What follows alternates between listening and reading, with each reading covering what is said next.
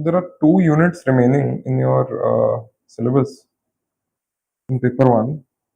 One is financial administration, another one is administrative improvement techniques. Public administration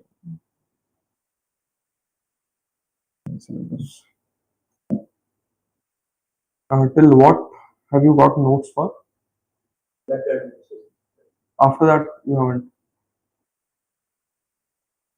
Let me call this admin guy. It's so long.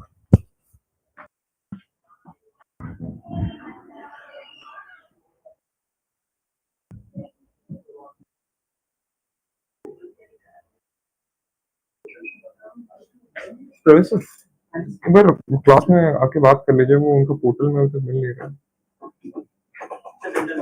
Notes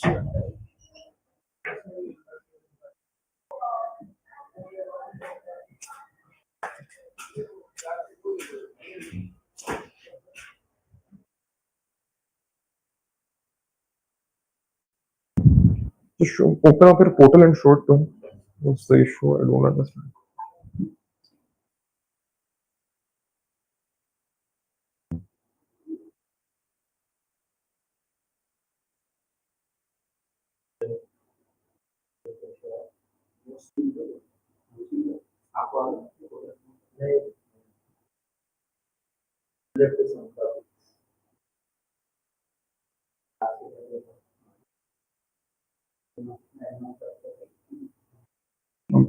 sir class 7:30 खत्म होगा तो ठीक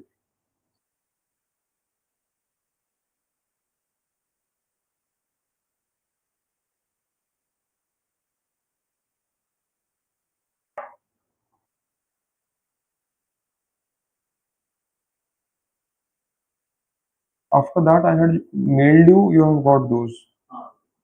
Only those you have got. What was the last thing I mailed? Before that, in the portal, you haven't got anything. Before in the portal, only unit 1 and 3. That's it. In portal, only unit 1 and 3 are there.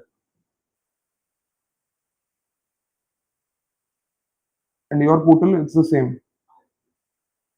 Huh? Acha, okay.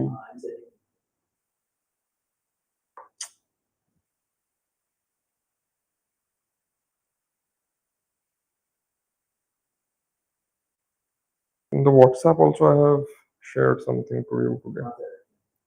Readings on administrative ethics. You have sent it.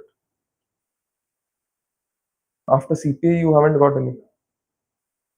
I'll have to send you guys only directly.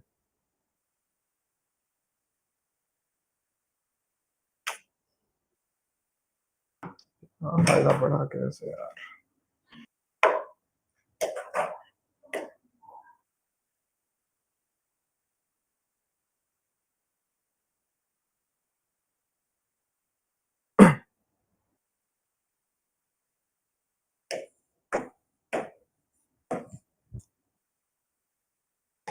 just open up the syllabus of public administration once and show it to me.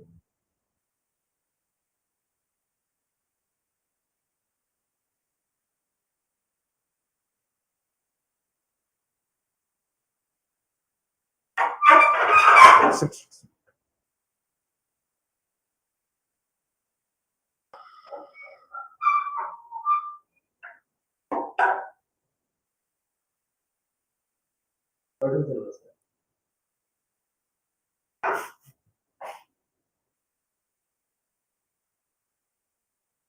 Techniques of administrative improvement. Yeah. What is this? Lotus Arise. It looks good.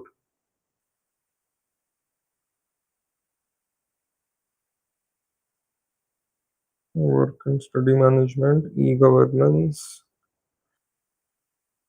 management tools. Also, direct questions are asked from this. Okay. CPM is a project management technique used to plan and manage projects effectively. Discuss. Okay. See, in this unit, you will have to understand 2 things. First is that what is the concept of how this technique basically works, Okay. Secondly, you'll have to apply this technique in actually how in reality things would have been done. Okay? As an example, you can write any of the government schemes example how these things actually process. So marks will be granted on you giving good examples, and your example should be apt according to whatever your concept is. Okay, so first understand the concept. Don't memorize any theory or something. Only give an example in your answers, and with that example explain the concept. Okay, that will fetch more marks. And give India specific examples in most of the topics wherever you can. And also you can write where all India can apply all of these methods and what all India can improve. Basically, all of these questions they should be dealt with in a very practical, in a more practical application of these questions should be there. The answer should be based on practical application.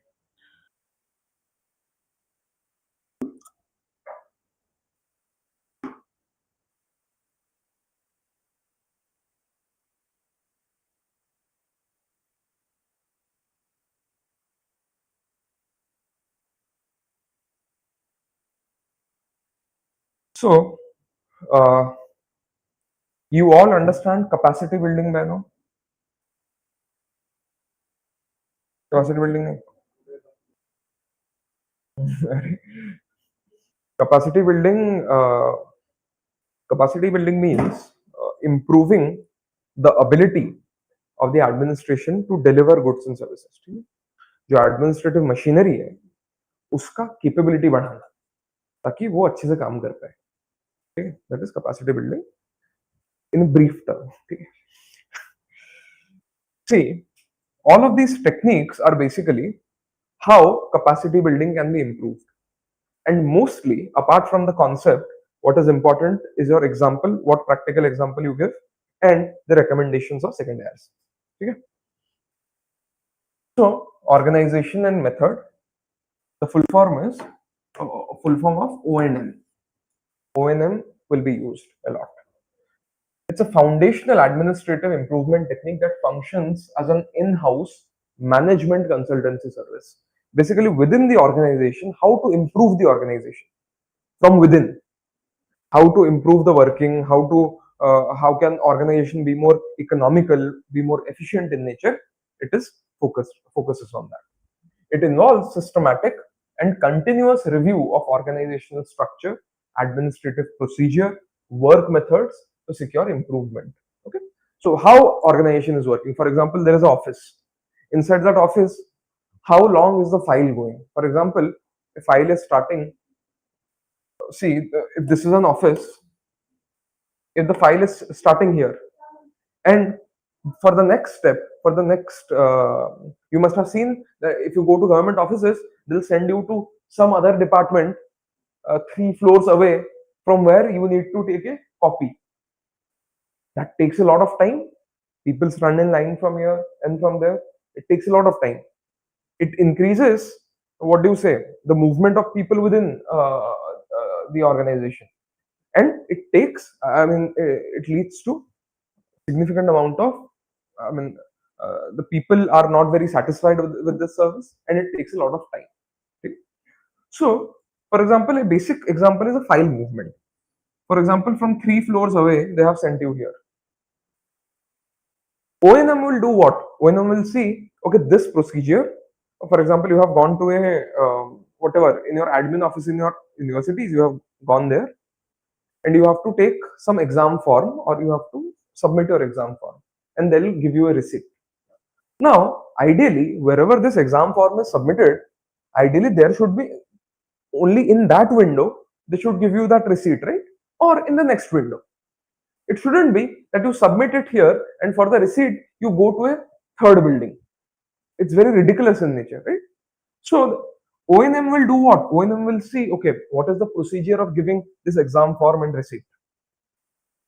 So the same window or just adjacent window, for example, in this window only or in this window only, this thing will be cleared. So it is very easy. It is very fast.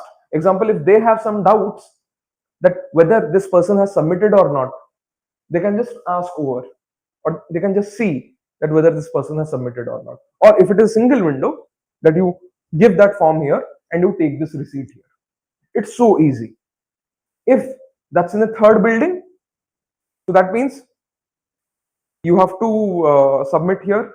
You have to give in written that yes, this person has submitted. This person will show that written in some other building, and then they'll check it.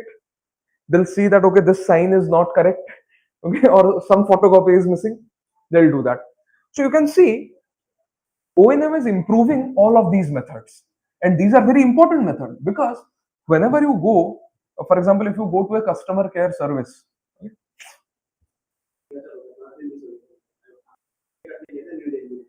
They told me to want to go to 17 number platform. from the other side, Yes, from here to last gate. for what? For studying the ticket, in special ticket, special train. Special train ticket. Yes.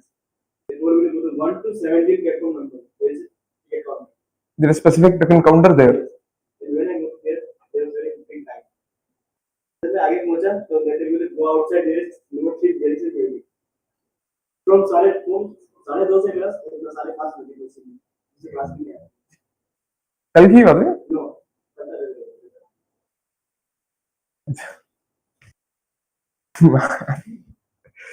so you can clearly see how O&M can help Indian Railways. Okay? So you understand public administration this way only. Whatever problems you face in government offices, the solution lies in your syllabus only. Okay? So you missed out a lot of things yesterday. Pawan was laughing his heart out.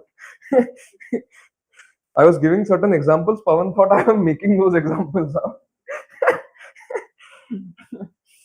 So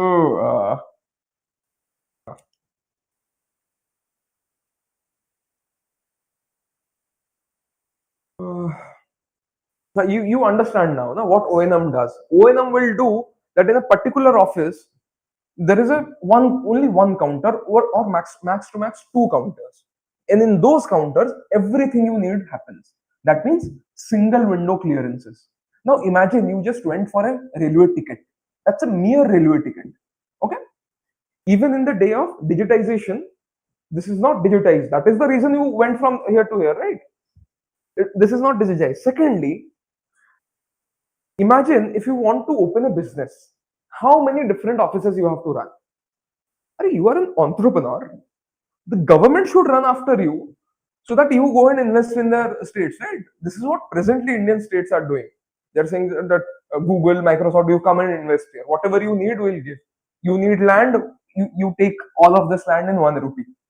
This is what a lot of state governments are doing. They're just inviting these things. Previously, during license Raj, what used to be there? Industrialists used to run after every small office, government office clerk. So government office clerks used to have more power than an industrialist during that time because of these things. This is red tapeism. Red tapeism means lot of procedures are there. Tens of different procedures. कि ये हो गया अच्छा वहां जाओ अब वहां से वो मिलेगा वहां से ये लेके आओ. This thing is red tapeism. समझ रहे हो अभी? So this is so how is this improved? Through organization and method. Okay? This is O&M methods are used to do this. LD White noted it is a systematic effort to make administration more effective, efficient, economical, and responsive.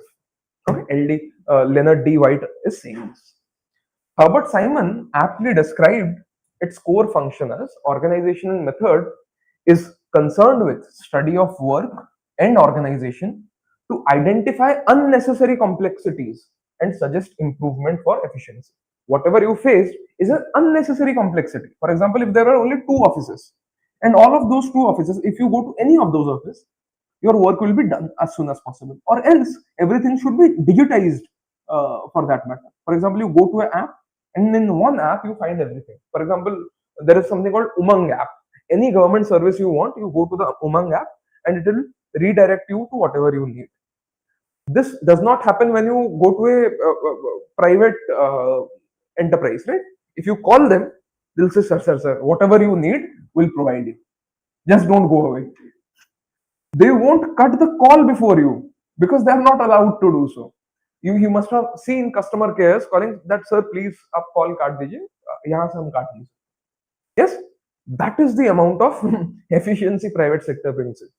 That is organizational improvement. That customer satisfaction is very much important for them.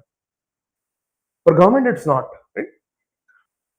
That is why all of those things were changing from NPM to post NPM developments. These were because of this, to make administration more and more people friendly. See, in essence, this ONM is the process of conducting a regular health checkup. It's like the health checkup of administrative bodies.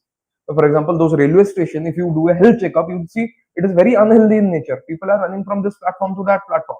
17 platforms is a half a kilometer area, or more than it's around a kilometer area. That is how wide New Delhi railway station is. So so it's a health checkup on administrative machinery to diagnose and cure procedural ills. Okay, you can use these terms: health checkup, procedural ills, diagnose these things. Okay? For example, ONM finds out what the problems are, like this.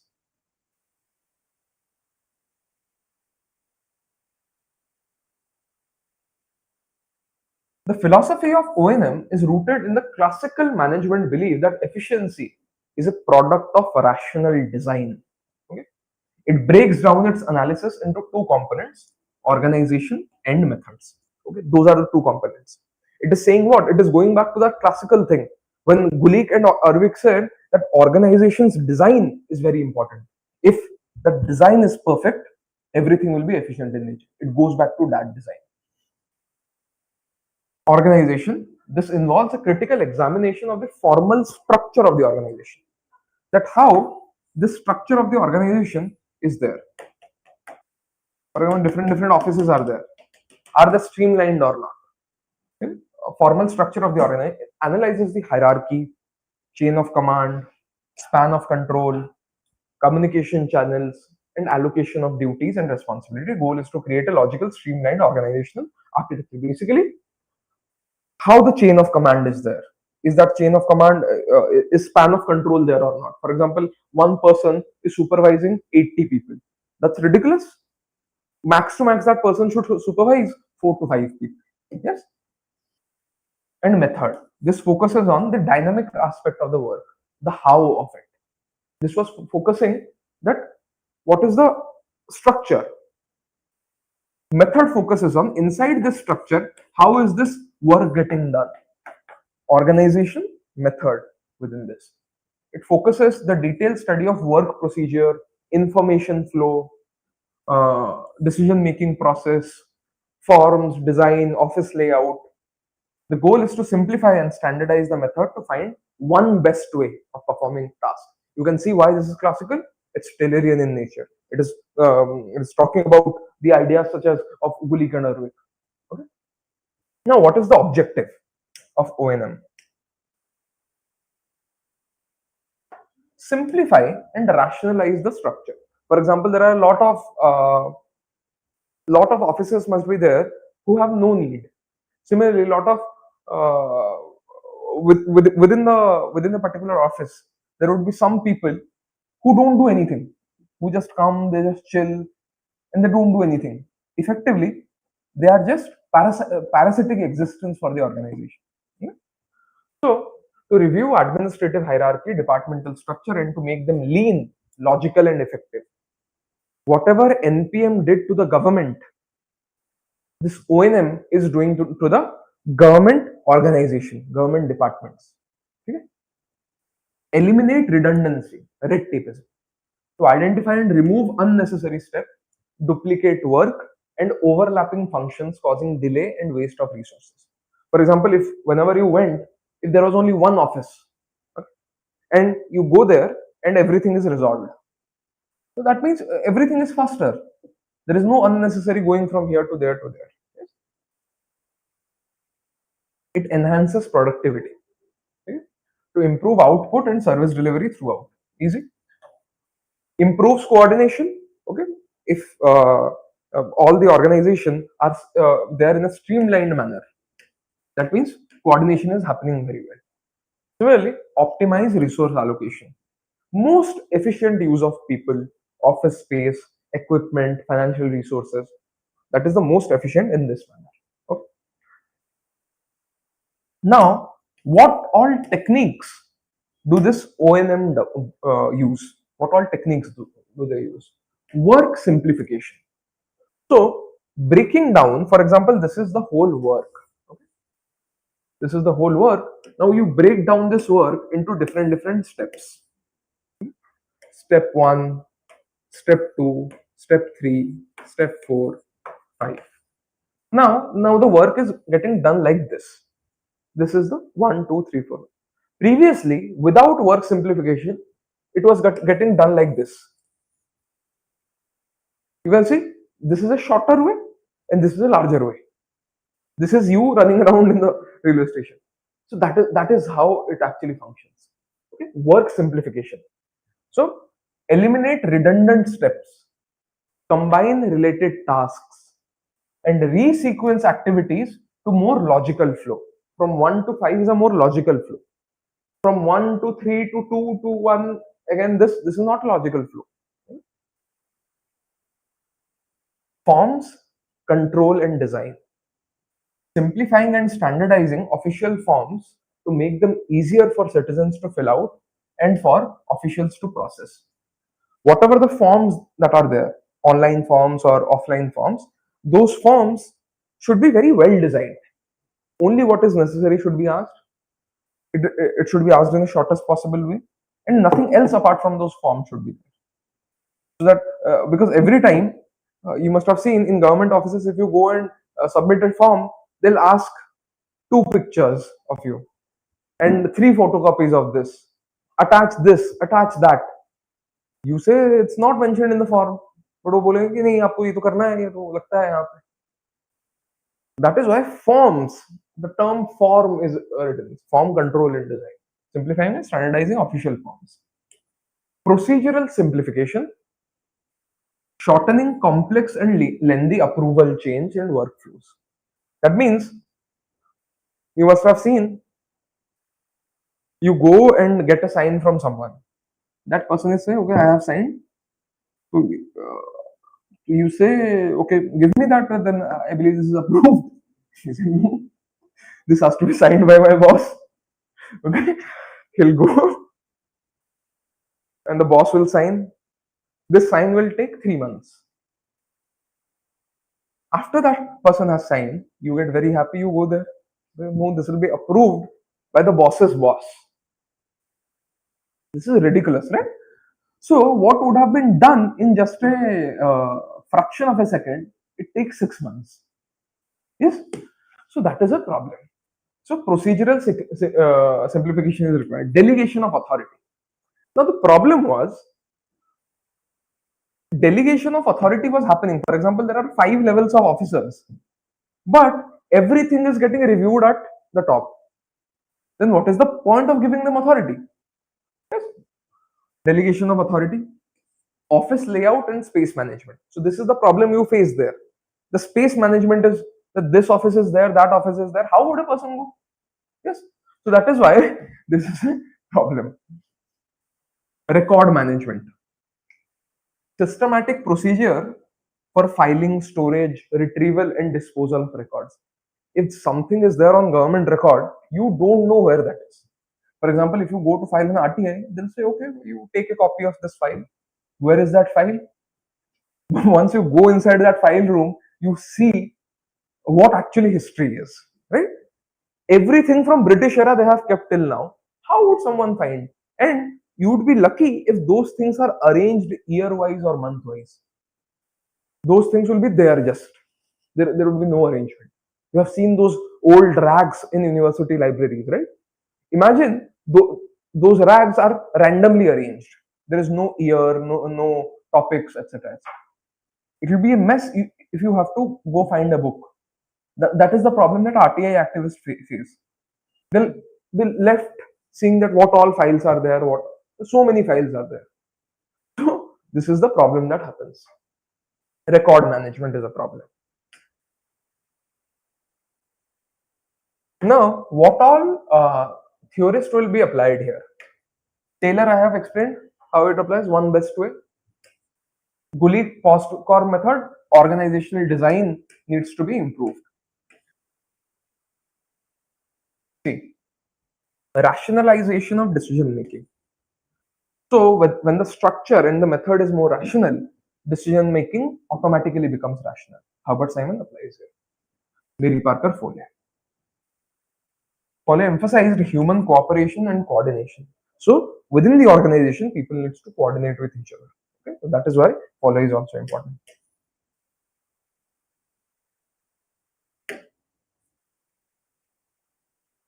So in India, Gorwala Committee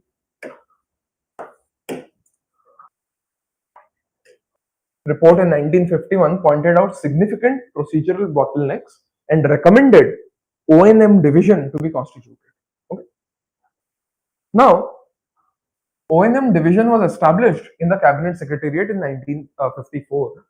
Its initial mandate was to conduct studies of government department to recommend structural and procedural improvements. Okay, and this O&M was led by a person called Paul Appleby.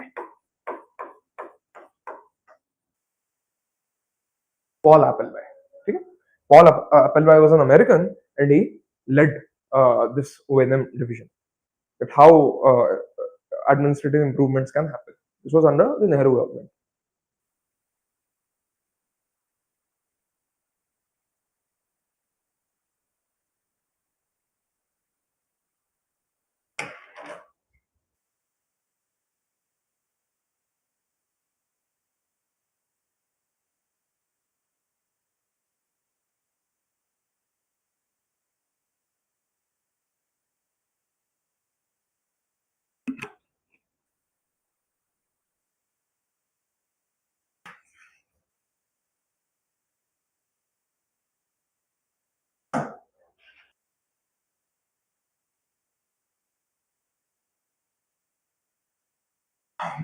O&M gradually expanded beyond simple procedural review. In 1964, O&M division merged with Department of Administrative Reform.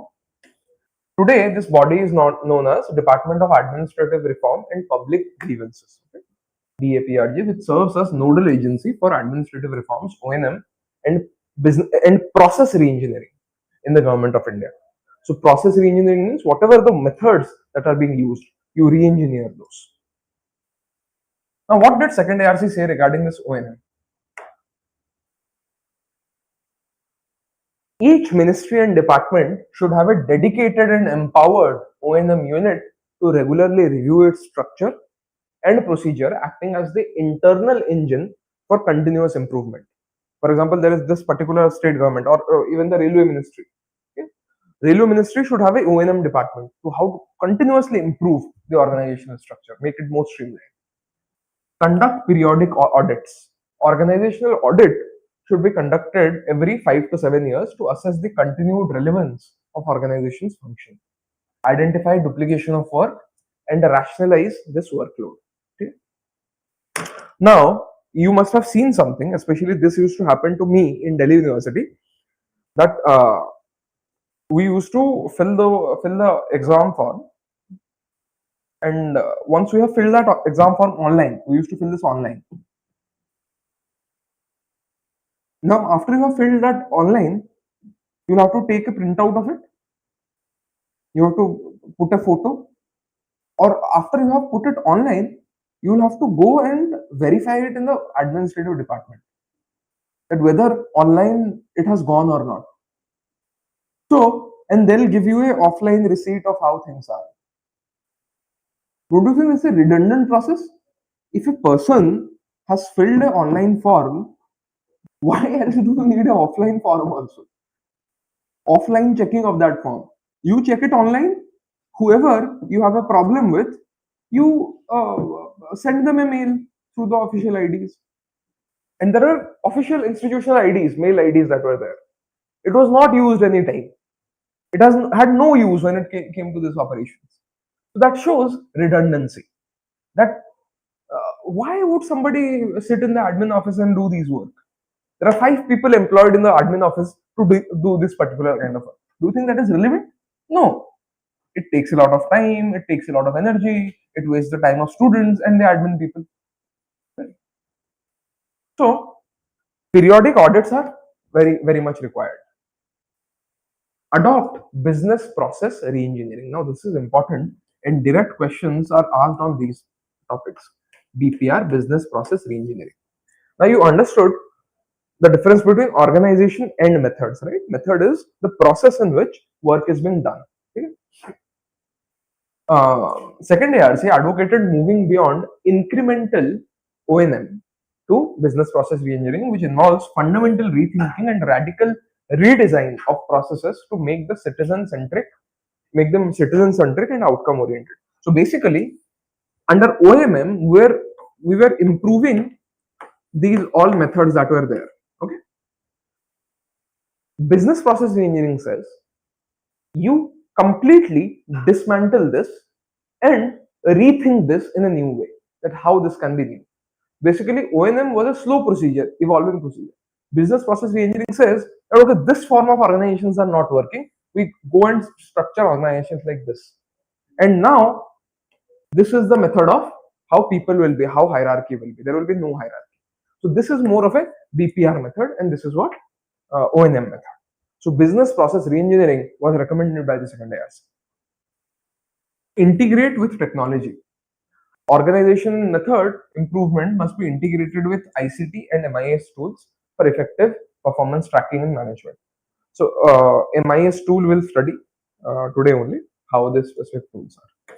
Establish a performance management division, a central body in the central cabinet secretariat to oversee performance management across the government.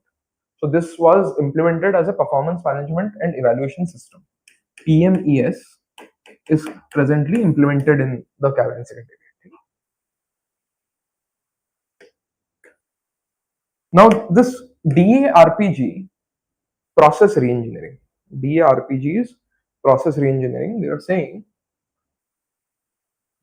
this spearheaded, DARP spearheaded projects to simplify hundreds of citizen-centric services. A prime example is the passport issuance process, again, where a number of required documents was reduced. Hundreds of citizen-centric passport issuance services.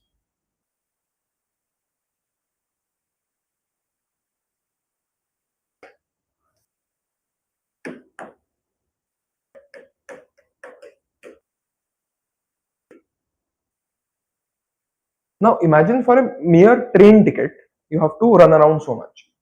Imagine for passport, what problems people used to go from this office, that office. There will be a police verification, where you actually live. Because granting passport means that person can go as an Indian to a different country. Okay, that means government has to verify a lot of things.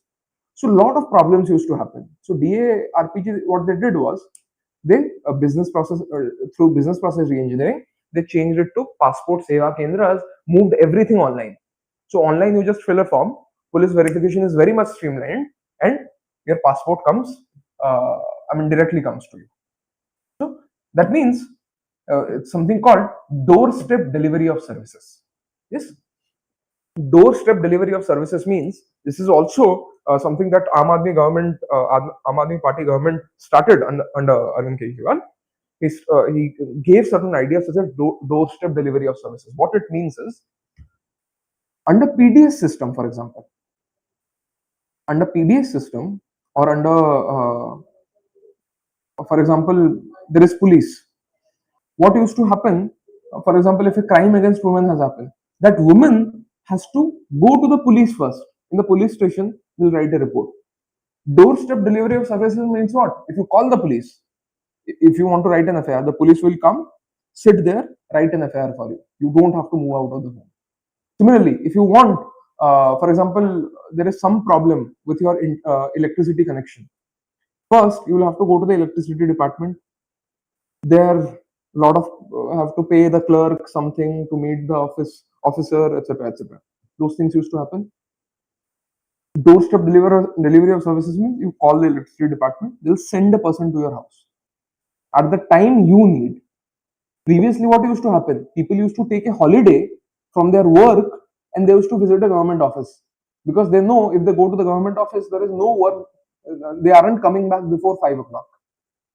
Yes. Now, what happens? Doorstep delivery of services. If you are there at your home, not before 8 p.m. at night, so you are there after 8 p.m. So the guy will come at 9 p.m. according to the time you fix. So government comes to your home. So this means what? Service delivery is so easy. So doorstep delivery of services. Similarly, there are things such as if you have some problem with your Aadhaar. So previously, you have to go to a government office, say that your name has been changed, father name is something different, mother name is something different. You don't know whose Aadhaar is this. So these problems happen because the first time my Aadhaar card came, I mean, straightforward. I don't understand something. In the form of Aadhaar card, in capital letters, you write your name and submit it. How can somebody change the spelling altogether? I mean, and see, for example, my name is a Oriya name. I'm come from Orissa. If I send that name to Delhi, that surname is can be changed because these surnames are regional surnames. It will be new for a person in Delhi. But if somebody is working in Orissa only and it's a very common surname, how can you write a completely different surname altogether? The spelling is so different. So, I mean, this is what I get surprised about. That how can these people function like this?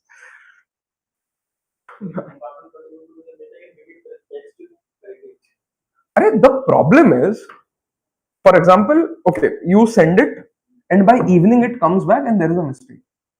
You send it, the department person will do some work, okay, whatever that Aadhaar guy, whatever they have, this office. After 3 months, that will come after multiple checks. What is this multiple?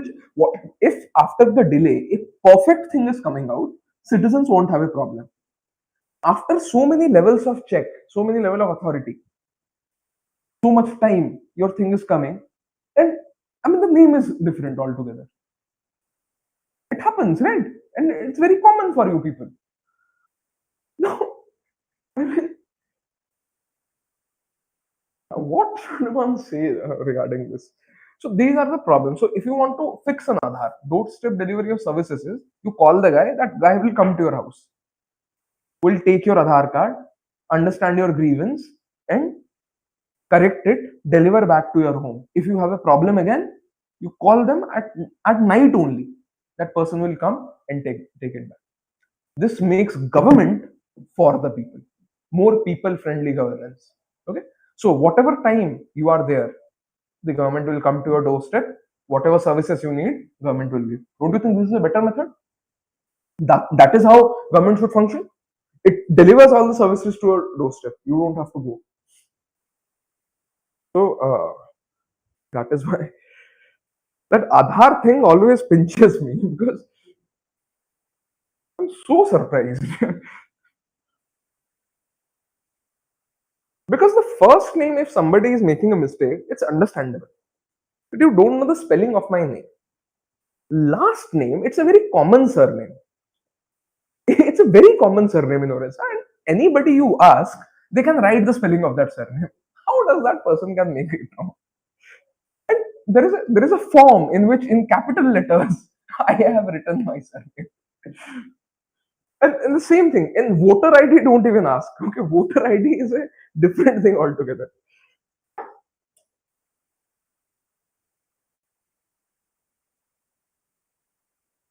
Passport Seva Kendra, you understand how this happens? See, your favorite railway reforms have come. Indian Railways has used O&M reviews to rationalize its departmental silos. So at your level, it has not come yet, but previously, a lot of government departments used to have different engineering departments. Okay, railway traffic. Okay, for example, those mechanical engineering things. The electrical engineering department is different. Okay, there is a after digitization there would be digital department which is different. So there will be lot of different digital departments and engineering departments all working in silos. What the railways have done is, through organization management, they have merged all of it. So only one lean structure is there. Whatever is needed is done by those engineering departments. Else, what used to happen? If there is a problem in some electrical unit, you go to the electrical guys. Electrical guys will say there is a mechanical problem, something has happened. So you take that file and go to the mechanical office. After mechanical office, they say we have done the job, and some construction department has uh, dug up the road. Okay, then you find out that NHAI has is building a underpass. So railway infra is gone. Yeah. So this is how government used to function. A lot of things used to happen, right? A new road has been built and somebody has dug it up for a pipeline. Municipality will dig it up with pipeline. You must have seen these things in front of your eyes. New road, brand new road was built, and in 5 days it is dug up by the municipality for pipeline. This means what? The road people did not know municipality is uh, going for a pipeline right now. So this happens. I mean, it's a unfortunate that Rabe is not there today, or he would have a lot of inputs to give. So all of these things have been merged. Okay.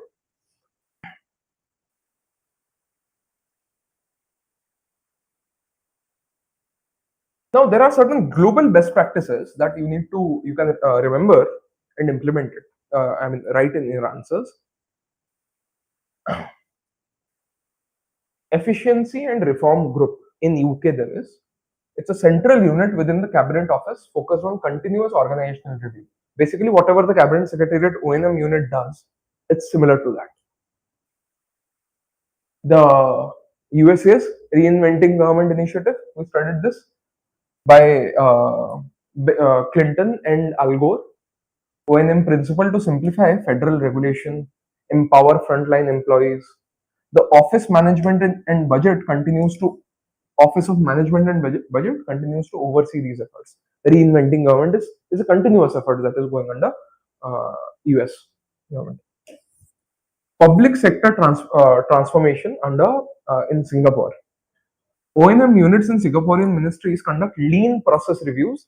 This is a technique borrowed from manufacturing to eliminate waste and integrate inter-agency workflows, creating a seamless, no wrong door service experiences for citizens. No wrong door means you go to a government office, big government office, and there is some board written. You stand in the line. After half an hour, your chance comes. You realize that was not the line. What it does, right? You go to a different line altogether. They send you to a different line. Okay. Now this is the actual. I mean, these are actual examples. I'm not making this up. No wrong door means what? What? Previously, you go to a. You must have seen in metro station at times. There would be a line to get inside. There would be a line for a ticket. Some people who want to get inside, they'll be in the ticket line for a very long time.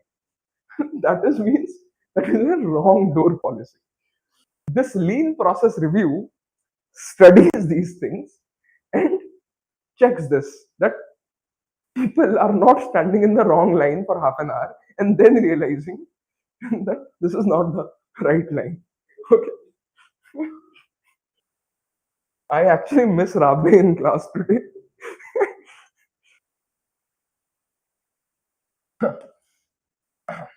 OECD countries, there is something called whole of government approach. Whole of government approach means the government are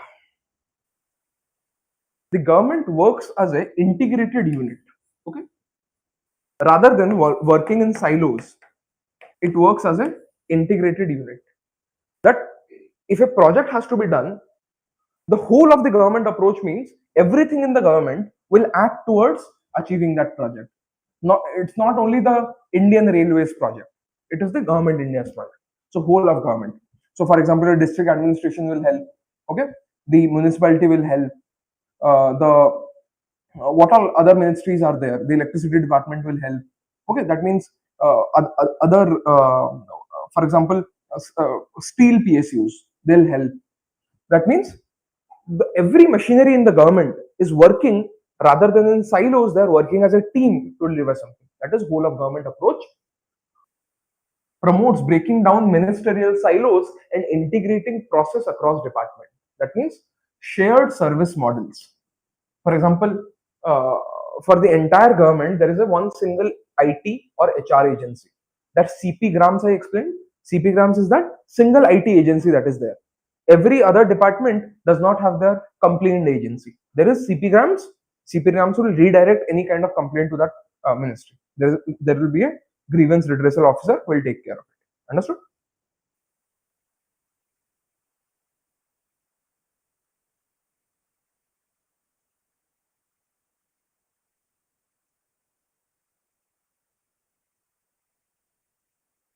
Work study. So ONM, you all understand.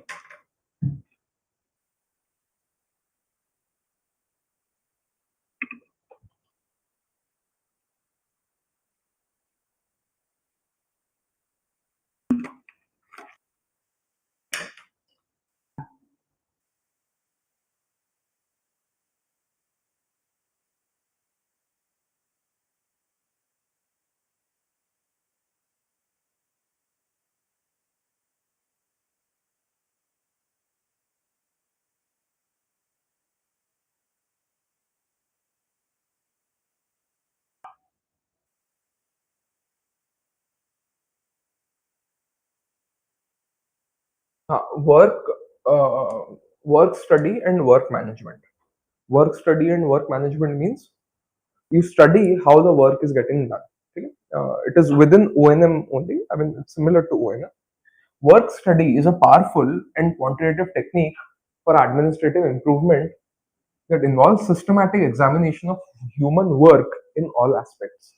Its primary goal is to improve productivity and efficiency by optimizing the methods of carrying out activities and establishing standard performance benchmarks. So, they want to optimize the work that is there and optimize the method of carrying out activities and establishing standard performance benchmark. For example, you must have heard standard operating procedures. So, you study how that work is being done, how differently it has been done, and what is the best practice to do that. Okay. So, standard operating procedure, for example, SOPs are very much important. The ILO, International Labour Organization, provides a comprehensive definition. Work study is the systematic examination of methods of carrying out activities so as to improve the effective use of resources and set up standards of performance for the activities being carried out. You just go through these definitions. It's not necessary for you to remember this particular definition. You just have a broad idea of how things are. Work management, on the other hand, is the practical application of data and principles derived from work study to plan, schedule, control, and manage work process effectively. So, first thing is we see, for example, how to manage a cyclone. Okay? During cyclones or during floods, how can we manage these natural disasters? So, we study what all work is being done, how presently we manage it, how good countries around the world they manage this in a good way. We study the work. After we have done that work study, we plan that work. Okay, that how it will take place in this country, or when actual practical terms happen, how it will happen. So first step is to study, and next is work management. Work management is using that knowledge from study, using all the data, all the techniques, and putting it on paper. So this is the standard operating procedure. This is how we'll do the work. Okay. Basically, this is the work management is the application of knowledge acquired under work study.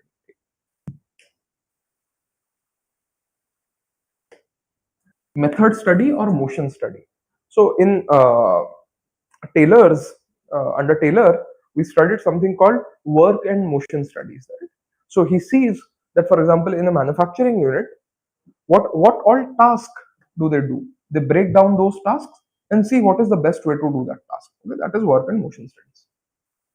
It is a systematic recording and critical examination of existing and proposed way of doing work with an aim to developing and applying easier, more efficient and more effective methods. Okay? The goal is to find the one best way of performing. So you can see why this is Taylorian in nature, why this is more related to classical theories.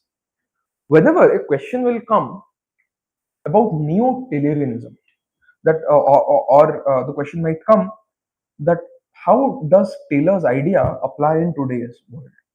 So you can directly write these things. So in O&M we do this.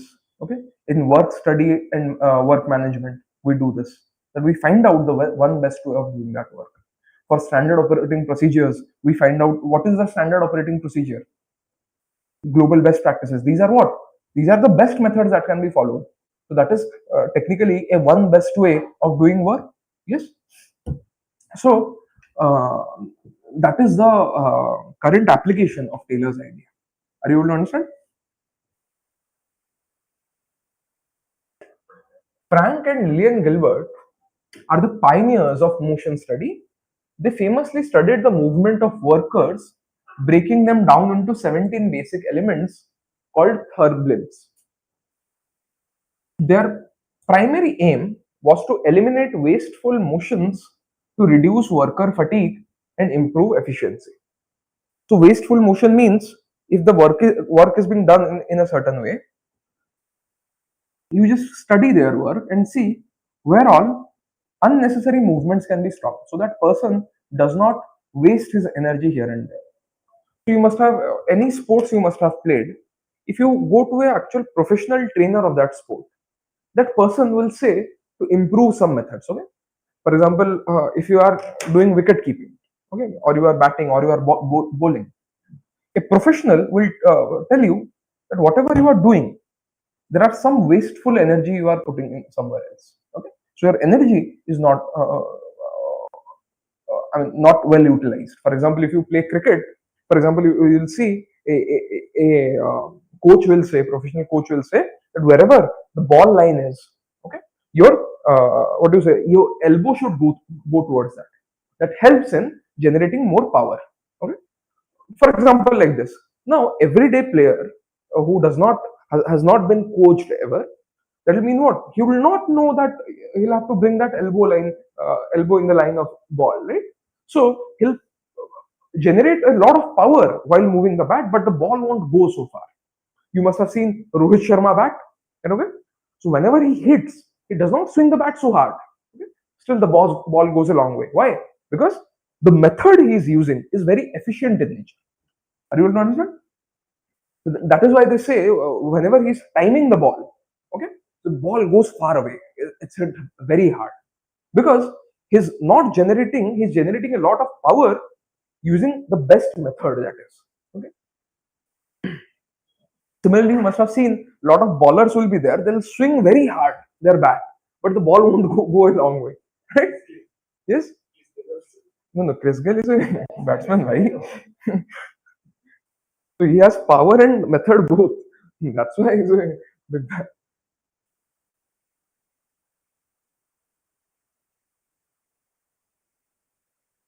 Who all are your favorite players?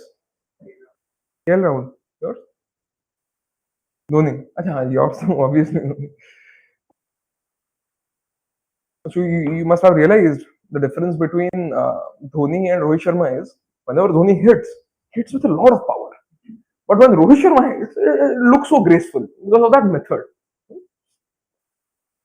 I mean, whatever players fan you are, especially when it comes to Rohit Sharma, everybody says I mean, there is no better timer of the ball than Rohit Sharma.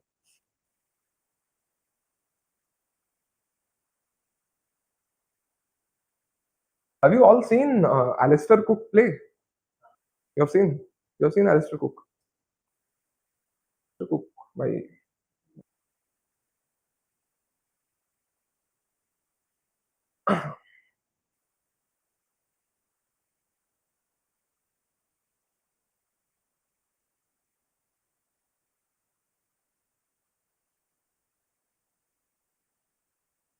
So what is the process that this Lillian and Frank Gilbert recognized? The process, it involves using tools like flow process charts. That, for example, process chart means from step 1 to step 2, step 3, step 4, how things are flowing. Okay, flow process charts and workflow diagrams to visually map out every step of a process. Visually, you map out how things are going to happen.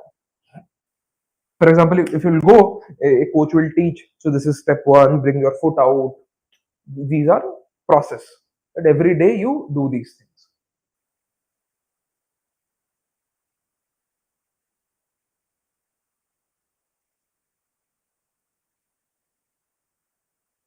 Work measurement or time study. So how long should a job take? Okay, this is very much important. For example, if I'm teaching uh, one particular unit in 3 hours, okay. For example, some other teacher comes, he teaches that unit in 30 hours. That means, I mean, for 3 hours and 4 5 hours, it's understandable. 30 hours is something very ridiculous, right? So, how long should a normal thing ideally take? For example, some difference is recognizable, it depends from teacher to teacher. But if the difference is 30 hours, then one of those teachers is doing something very wrong, isn't it? So, so it's like that. How much time should take to do something? For example, you are reading a chapter. So one person is reading a chapter in 40 minutes. You are reading in 3 days. It's a problem. Yes, a difference should not be there. If somebody is reading in 40 minutes and you take 1.5 hours, that's understandable. Reading speeds are different, etc. If you are taking 3 days, that means there is a fundamental problem. Hmm? Yeah. So, work measurement or time study, how much should it take? So, why this is relevant for the government is, for example, to build a bridge or build a new railway line or to build a metro, if it takes 4 years, that's the standard time. But if it is taking you 14 years or 15 years, still the work is half. That means there is some problem that is happening. That means redundancies are there. Lot of time is going for approvals, etc., etc. That means correctly the job has not been designed. So this is not very Taylorian in nature. Scientific management is not taking place. It is the application of technique designed to establish the time required for a qualified, well-trained worker to carry out a specific job. Goal: to establish a standard time for completing a task. Who is the pioneer? You know, Frederick Taylor. Application will be manpower planning, scheduling, costing, incentive schemes. For example, how much cost will it take? If the time is more, you'll have to pay more salaries for that. So that is why these things are very much important to plan. One, the work method and the work time that it will take. Now, what is this key objective of this work study? Increase efficiency, productivity, reduce cost, improve working condition, develop performance benchmark. Very easy, similar to before. Taylor scientific management, Gilbert, you have studied. Henry Gant's work management. You understand this. He is a disciple of F.W. Taylor. He was Taylor's student. Okay? Henry Gant developed tools for work management. His most famous contribution is the Gantt chart, a visual bar chart used for project scheduling that is still widely used today. He also introduced task and bonus system, an early performance-based incentive scheme. See, there is a work chart that is laid out that this is step 1 to step 100. This has to be done. If this is done in this time, this much extra money. If this is done in this time, this extra money. So performance-based incentives were provided. So that is, so this Henry Gant's chart are still used for work management. And there is Elton Mayo. Okay, you focus on the humans, you motivate them in a lot of different ways so that you take care of the socio-psychological elements and they'll do well.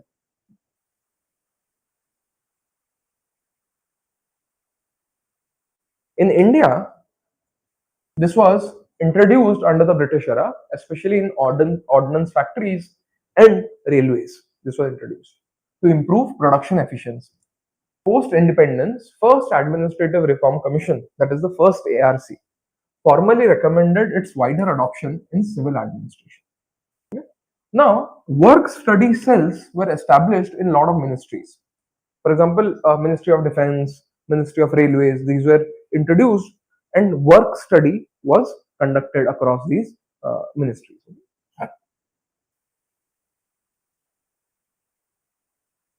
So, Sixth Pay Commission, it recommended rationalization of government posts based on systematic work study to identify and abolish redundant positions. You must have seen a lot of PSUs have gone redundant.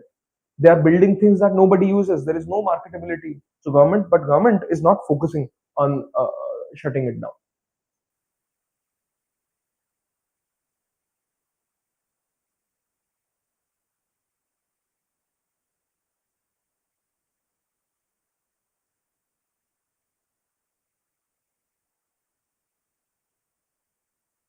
So Indian Railways has used this for passenger reservation system.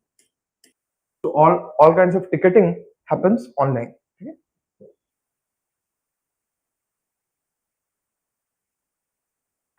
Second ARC, what all recommendation have they given? Regular workload analysis should be done. How much is the workload of a particular office? Whether a person able to take care of those workloads or not, whether they are able to perform that much or not. Similarly, linkages with human resource and finance. Result of work study should be directly linked to manpower planning and finance management. Whatever, when you do those work study, how work is being done, how much work is being done.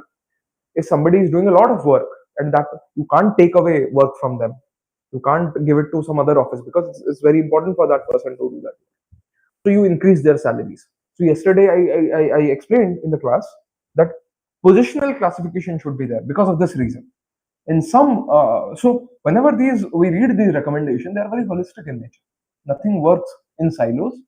So first you do positional classification, then you do work study, then you link that work study to financial management. Financial management we will study in the next class. Financial management, for example, so that salaries are determined according to the work you guys do. Okay? Establish dedicated units. All major government organizations should establish professional work study units, WSUs. Integration with performance management. Work management should be integrated with performance management. How is performance management being done? APR right now. Yes. So work study is seen that okay, you have done this kind of work and your office does this kind of work. You have finished all of these goals and you have not able to achieve all of these goals. Everything should be there in your APR. Certain modern tools, will study these tools later on. Now there are certain best practices that you can write. What all best practices? In Japan, there is a Japanese practice called Kaizen. Kaizen means continuous improvement. Continuous improvement. A management philosophy that encourages all employees, from the CEO to the assembly line worker, to participate in making small incremental improvements in workflow and processes daily. That every day you start improving. Every day you improve small things. For example, uh, you are not able to understand some subject. Okay? So every day you give 1 hour to it. You start reading it again and again. So with time, for example, in 1 month, you will be much better versed with it. So that is the Kaizen method. Okay? Continuous improvement, incremental improvement. USA, they use something called Lean Six Sigma method, a methodology used extensively by the US federal government, and also Department of Defense, NASA use this that combines lean principles, that means elimination of waste, and Six Sigma, that means reducing defects, errors, or radical process simplification. Whatever defects and errors are there, you remove it. Then there is operational efficiency program under the under UK. In UK, government-wide initiative that uses benchmarking and work measurement to reduce duplication. Basically, whatever we similar to India, result-based management. Basically, what is this? Which theory will apply here? Result-based management.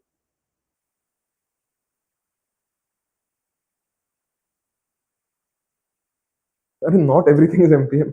I mean, of course, you can write NPM, but I want somebody's name.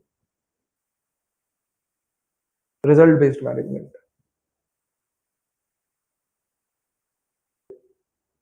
Not classical theory. We studied that theorist at the end, around the end. Yes, management by objective MBU by Peter Drucker. Yes.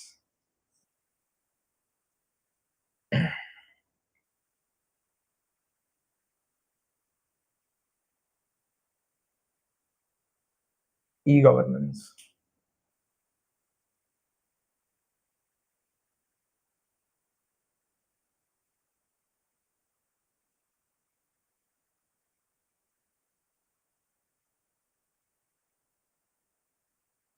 See, under e-governance,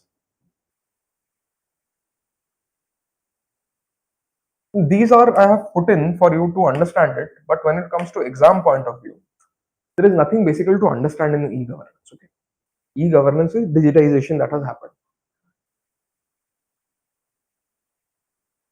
So, what is the core objective? Let's just quickly go through it. Citizen-centric administration. How? That everything is in your phone. Everything you need can be done through phone. Enhance transparency and accountability. There is transparency, clear transparency.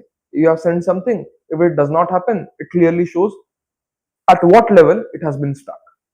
Reduce procedural delays. Obviously, you don't have to go, it does not have to pass through a lot of things. Enable 24/7 service access. 24/7 you can access it. Improve interdepartmental coordination. Whole of government approach. Yes, CP grams is an example. Evolution of e-governance. You can it's not an issue actually. It's for your let's go through it once. First phase is the computerization phase, 1980s. Computers started coming. Initial phase focus on computerizing standalone government departments, the establishment of National Informatics Center (NIC), and the launch of NIC Net satellite network were key milestones. So we started putting computers in government offices during this time.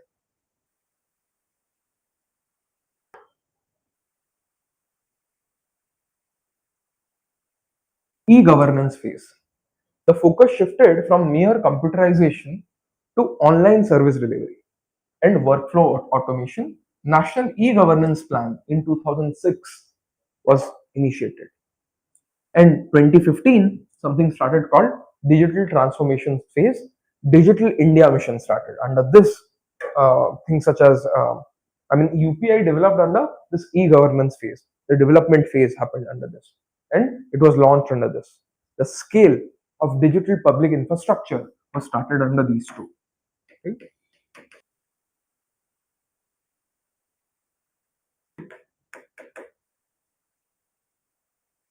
Digital public infrastructure.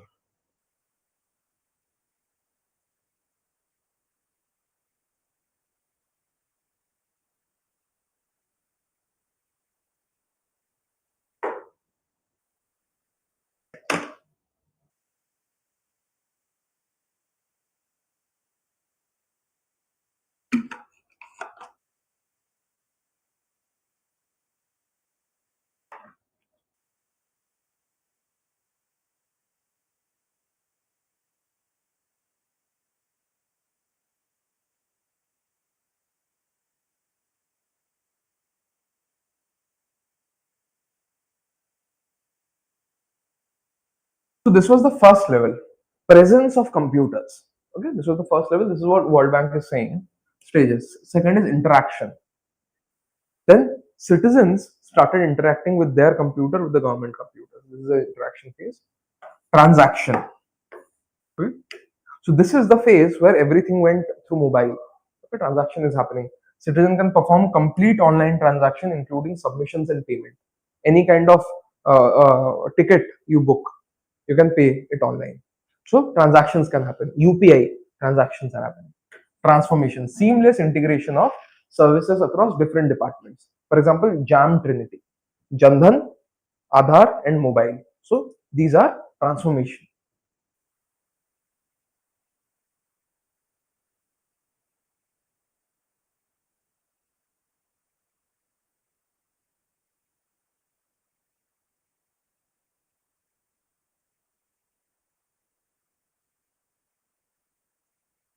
See, digital platforms enable government to act as a facilitator and regulator, while service delivery can be done by various partners in the private sector. So, digital era governance, the very idea of digital era governance, it enables the government to do something, everything in a centralized manner, yet outsource a lot to other private sectors entities. Okay. Peter Drucker Knowledge Society we have understood yesterday.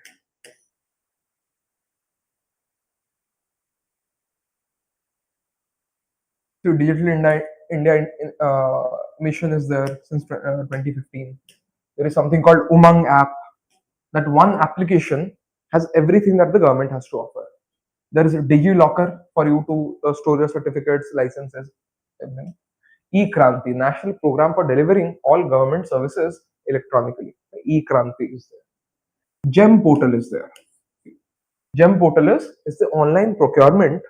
So if the government offices, they want to buy furniture, for example, so online procurement will happen, and GEM portal, only Indian manufacturers, they are allowed to be there. So for it to promote more Swadeshi products. And also there are certain famous case studies, such as that Passport Seva Kendra I explained, that how they used ONM to change it altogether. There is Bhumi project of Karnataka. Here what they did was they digitized the land records. Okay, digitization of land records across India. This is also happening. What is it? It's called land record digitization. What is it called across India? It's called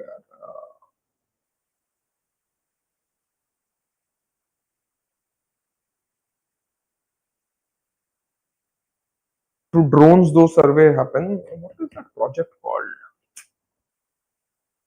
I also forgot.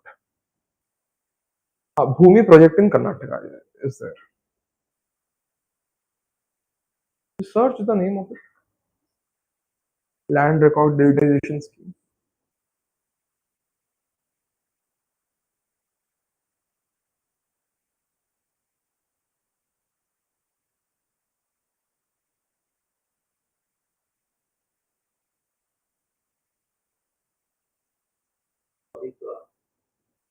Swamitva, yes, Swamitva. So another case study you can write over.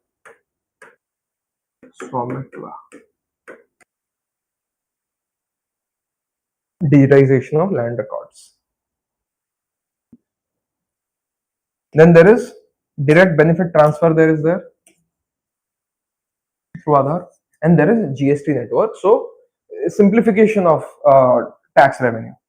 So GST network is all digitized. If you want to fill out the GST, so there is a GST portal that people use their laptops, phones, computers to fill out those GST forms.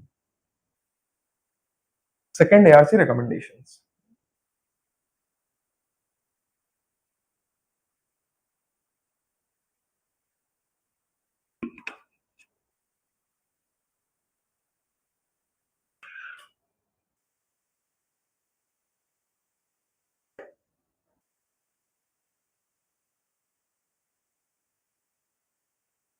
E-governance report that second ARC has, there is a separate chapter for e-governance.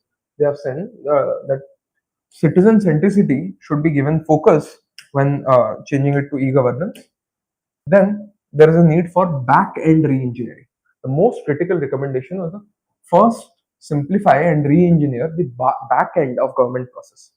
That means, for example, the back-end of government process means whatever is done at the back end. Back end means what? Within the government procedure.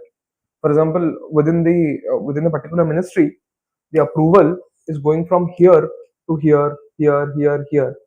Make it more digitized. If the approval is to be decided here, directly it should go here through digitization. So all kinds of back end work, it should be digitized first, and then front end means the citizen interaction. Then it should be digitized. Then only things will be easier, okay? Easier to implement.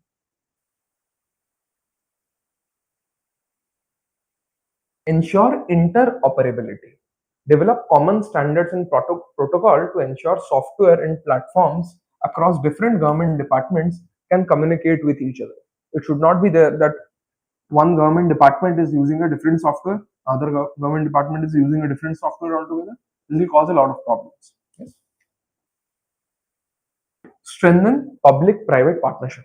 Yes, very simple. And build digital capacity. How digital capacity is being built? Mission Karma Yogi is using digitization to build civil services capacity building. So this is also digitization.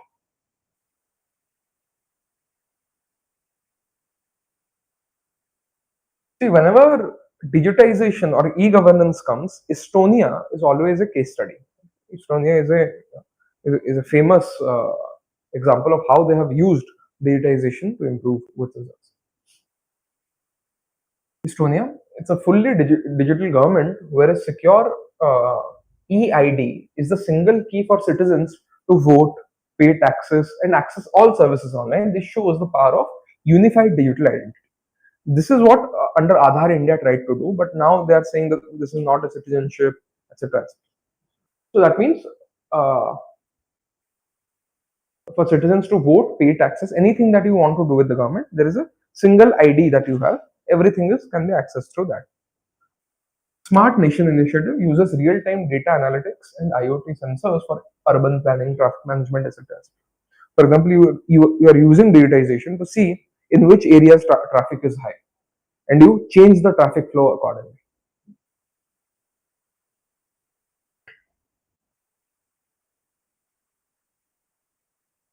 Similar is UK's, but South Korea is something that we should see. Called citizen co-creation. That uh, in real time, if government is working on a decision, working on a policy, citizens can also in real time contribute to that policy. Okay? If there is an education policy, you have certain ideas, you can put those ideas in that portal and that can be held. Okay, so this is what under South Korea government 3.0 is doing.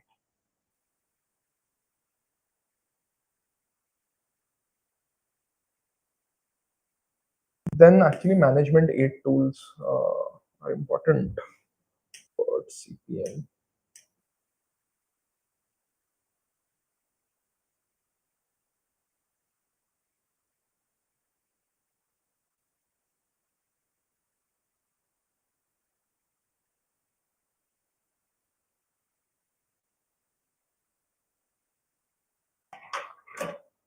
E-governance is done. Let's take a 5 minutes break.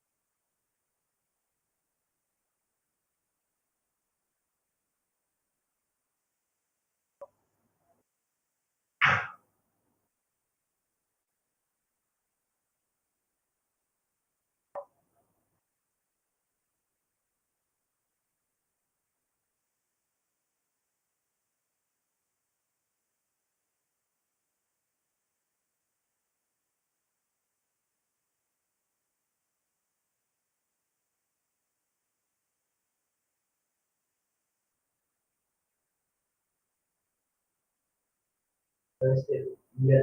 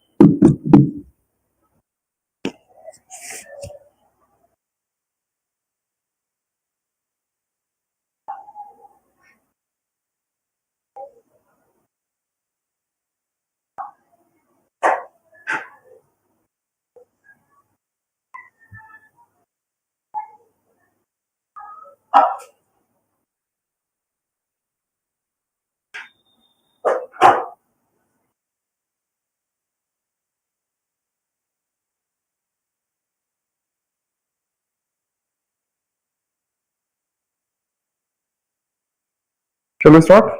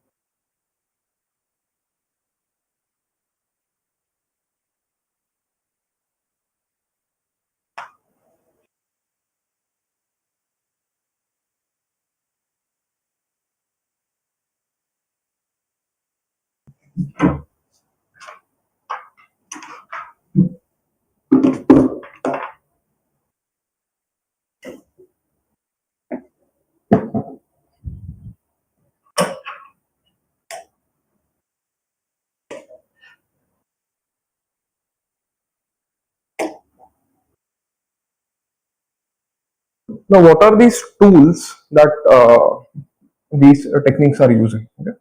So you have read that there are different, for example, ONM is there, work study is there. What all tools are they using? There are certain tools. Okay. So management aid tools are a set of modern, often quantitative and analytical techniques used for systematic planning, etc. etc. Okay. Now let's see what are these tools. For network analysis, there are very two important things for network analysis. Let's understand what network analysis means first. Network analysis is a powerful project management methodology used to plan, schedule, and control large complex projects. Now imagine when you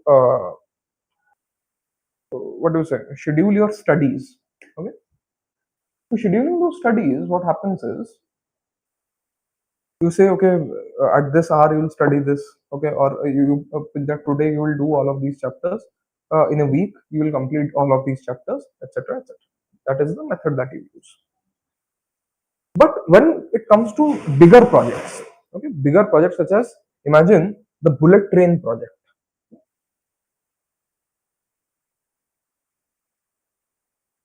Bullet train project. In this bullet train project, first step is getting the technology. First, to understand that actually do we know how to make it or not, getting the technology. Then applying this technology under Indian condition to check whether this technology works here or not. Yep. Then getting the funding for this. Okay, that whether are we able to generate this amount of money or not. That is also there. The second step is funding.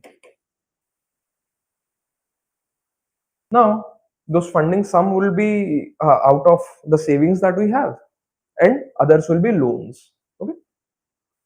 Third thing, land for this. For this land acquisition has to be taken from, for example, from Mumbai to Ahmedabad. There are so many different districts it is passing through. In all of these districts, land acquisition needs to happen. Okay. Now, land acquisition. So, funding should also include land acquisition. If you are taking up land, the government has to pay the market price or twice or thrice the market price to people whose land you are taking for this project. So, finance needs to include that. Similarly, when this land acquisition has been done, next step is implementation. Before implementation has even started, okay, in terms of planning, where it will go, how it will go, everything. You can see this process is so complex. Implementation has not even started yet. This process itself is so important, is so complex in nature. Therefore, network analysis is for such complex projects how things will happen. Planning those things. Don't you think it's very meticulous, very detailed? Every rupee has to be accounted for. Okay? So, network analysis is a powerful project management methodology used to plan, schedule, and control large and complex projects. How to plan, how to control the movement of the project. Because there are so many people there. Now, imagine we start with implementation. Okay. First, the tech people. Technology on paper will be there that this is how things will be made. Who makes it? There is a company that will make a bullet train. Okay. Now, one company will not make everything about a bullet train. A company might make the whatever the body of the bullet train. One company will make the engine of the bullet train. Okay. One company will manufacture glasses. Okay. One company will manufacture certain seating that are good for Indian conditions. Another company will do the paint work so that high humid conditions things don't fall apart.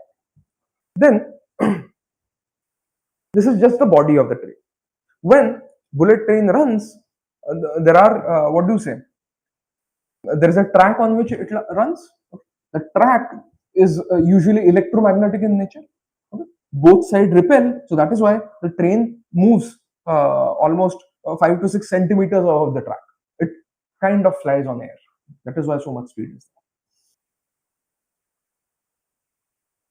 there. Now, especially there are certain maglev trains, magnetic levitation trains that do this.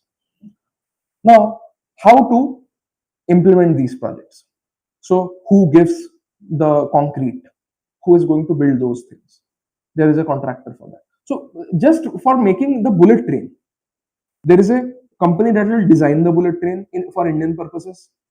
There will be a company that is designing so many different things. They are manufacturing so many different things. You can see merely making a bullet train has so many people involved, so many different companies involved. That means the planning has to be so meticulous in nature. Don't you think so? For these projects to take place, you have to make sure network analysis happens. So that is why these methods and these tools are used. So everything is meticulously planned. Everybody is held accountable for everything. Okay. For example, a glass fails. Okay? There is a glass that breaks due to certain conditions. There is some human condition or whatever due to high heat, it expands and it breaks. Now, what happens is, imagine the bullet train is running at a speed of 400, 500 kilometers per hour. A glass breaks. Don't you think so much air will come that train will get off the track and get thrown? Railway accident can happen. So, those minute things are to be seen. You have to take care of the people, the villagers whom land your acquisition is happening.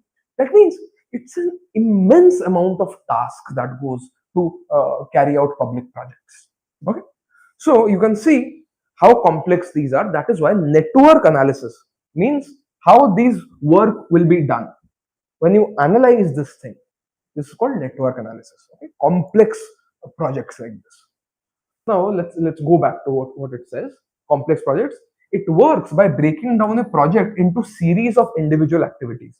So series of individual activities and representing them as a network of nodes and arrows.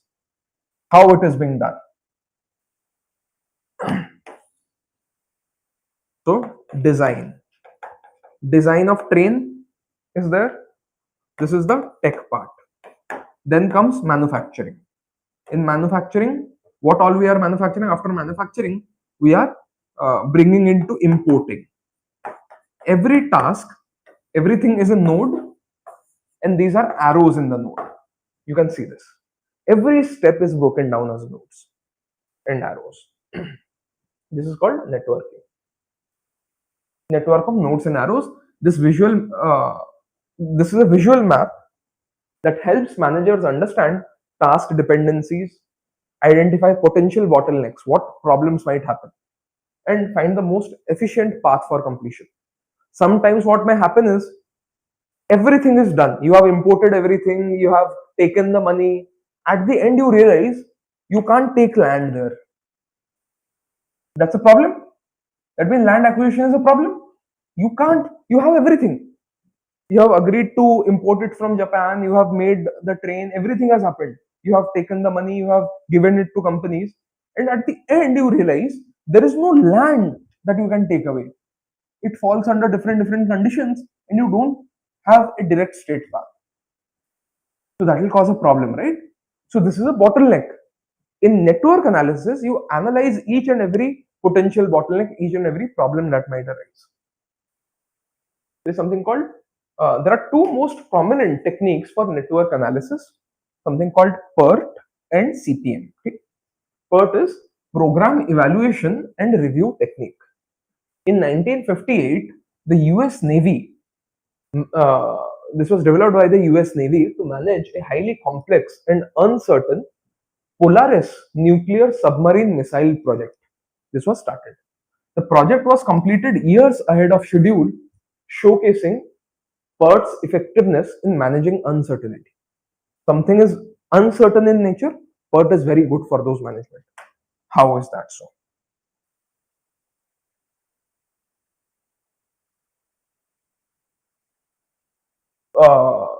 It is probabilistic in nature. PERT is designed for projects where time required to complete activities is uncertain in nature. You don't know how much time it will take to develop this kind of technology and to implement this. So something is uncertain. For example, when India was developing BrahMos with Russia for the first time, that means we don't know how long it will take. We have never done this before. So that is why in these projects, that is why US Navy used it in defense purposes, right? PERT was used. So where the time required to complete activities is uncertain in nature, it is ideal for R&D projects. See, launching new social schemes or an endeavor with unprecedented task. R&D. Why R&D? You don't know how long it will take for you to research and develop these things. Okay? Akash missile system. You don't know how long it will take you to master that system altogether. Okay? Now, it employs 3 time estimates for each activity to calculate a weighted average. So, for example, if I say, how long will you take to revise this chapter? Okay? You give me a number. Give any number. 2 days. No, hours. 5 hours. Okay? So 5 hours is the optimistic time. Okay? But I know tomorrow you will go back. Okay? You won't study. It's a holiday for you. But in Sunday you will realize, okay, you will have to study. So you will study. Okay? But you will get very tired that day. It's a Sunday. And after that, on Monday you complete just before class. So more optimistic time was 5 hours you have given. That is the shortest possible time. Most likely time. What is the probabilistic time? It took you 8 hours. Okay? And there is pessimistic time. That I say, Pawan, all the problems might come in the world. After that, still how much hours would you need? You say, if anything comes, I'll still complete it in 12 hours. It won't take anything much more than that. Okay, if a cyclone comes, still I'll be able to complete it in 12 hours. So that means optimistic time is 5 hours, most probabilistic time is 8 hours, and this is 12 hours. At every level, at every node, we take the weighted average of this time and we find out, okay, this much amount might take. In the worst case scenario, we take all of these times. In the best case scenario, we'll take all of these times.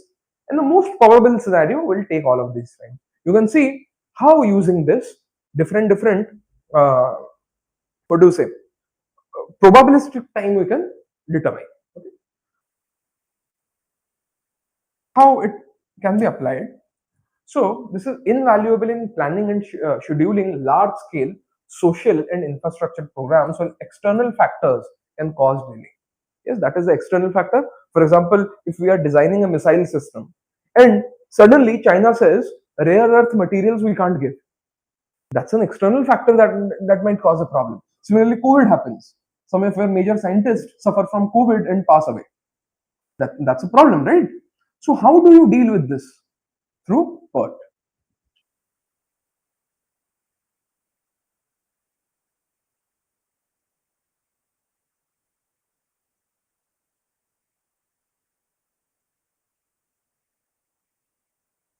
CPM. That is critical path method. Okay. CPM was developed around the same time by the DuPont company and the Remington Rand company for managing industrial and construction project where task durations were predictable. For example, if you already have a particular land acquisition has been done for a national highway, you know how long it will take you to build a 10-kilometer long highway, 50-kilometer long highway, 200-kilometer long highway. You know the time for this, that this is the machinery we need, this much labor we need, and it will be done. So whenever there is predictable, CPM is used. Do you think R&D will be applied here? When it comes to R&D, if some task is related to R&D, do you think CPM will be applied? No. Why not? Time is not predictable. Yes. Core characteristics. It is deterministic because we know how much how much time it will take. CPM is used when time required to complete each activities is known with certainty. Its primary focus is on identifying the critical path and managing the time cost trade-off. It helps project manager decide which activities to crash. That means allocate more resources to shorten their duration. If you put in more resources, the duration will be shorter. To reduce the overall project time at the minimal possible cost. Okay. For example, large infrastructural projects, if we know the defined time for those projects, for example, land acquisition has been done for Delhi Metro.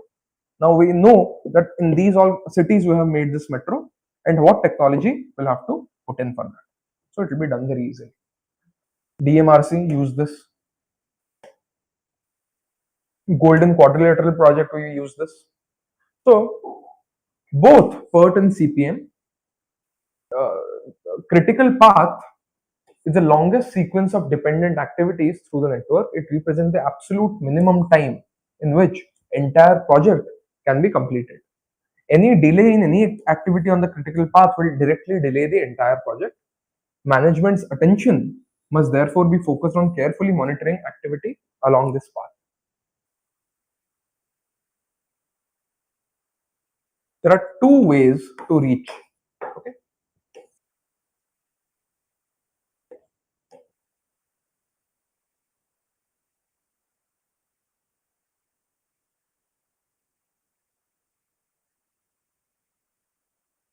What is the shortest time? This. And this is the longest time. Whenever some problem is happening, when we are following the shortest time, that means whole project will be delayed. Yes. Because if this is not happening like this, we'll have to go like this. Okay. If this is not happening like this, we'll have to go like this. We'll have to take longer routes for the same thing. Can you see the problem? That's why critical path means any problem is happening down this path, we'll have to I mean the total time increases significantly.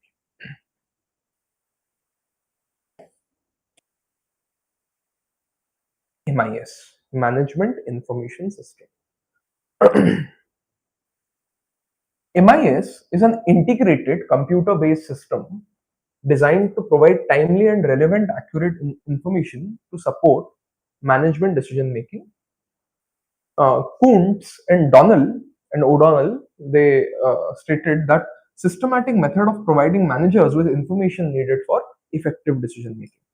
Now, for example, if there is a government scheme that the government is implementing, in Niti Aayog is overlooking that scheme, right? That scheme can be, give me a scheme name. Aspiration district. We should put in more government schemes because there are only 2-3 examples we know. In paper 2, we'll do that. So in paper 2, should we go issue wise or syllabus wise?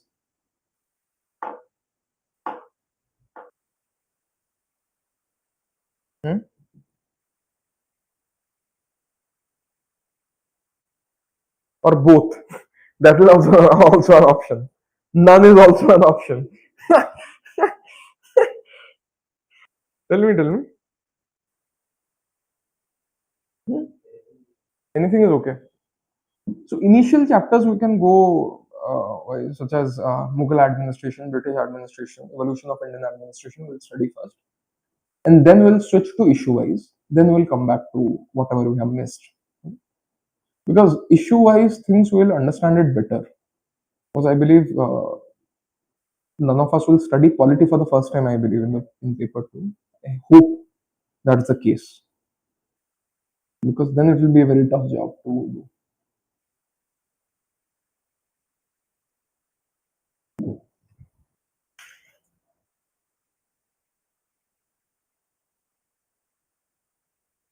But if I teach polity part specifically in detail, it will be 1 month for polity only.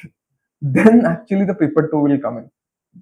Somebody does not understand legislature, executive, judiciary, that will be a problem.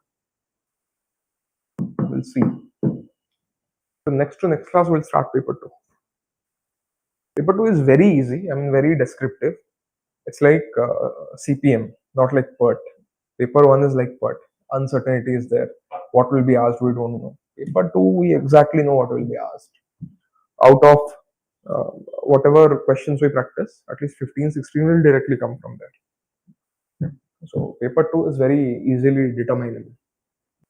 It is deterministic in nature. MIS is not just technology, it is an ecosystem of people, process and technology that converts raw data into actionable intelligence. For example, there is a lot of data. So you remember that government office where a lot of files are there, thrown away like this?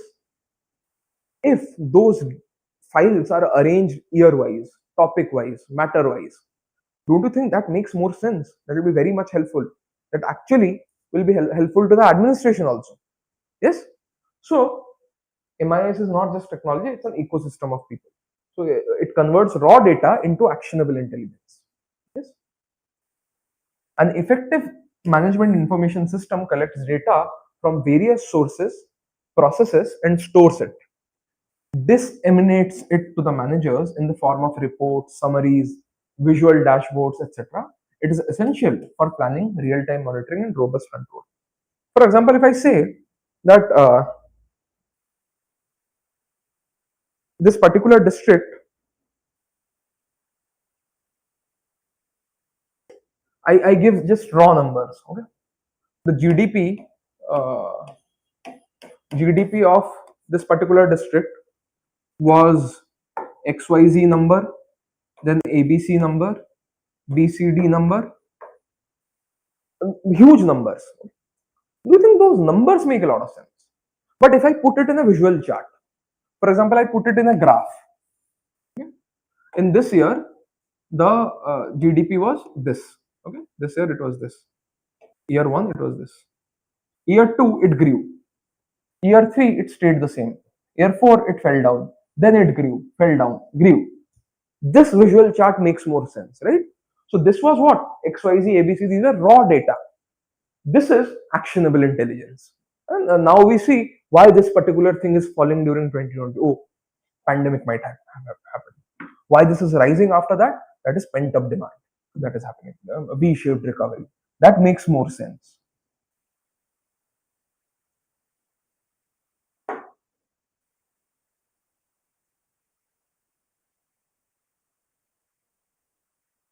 This enhances transparency and accountability, basically makes performance visible and accessible to people.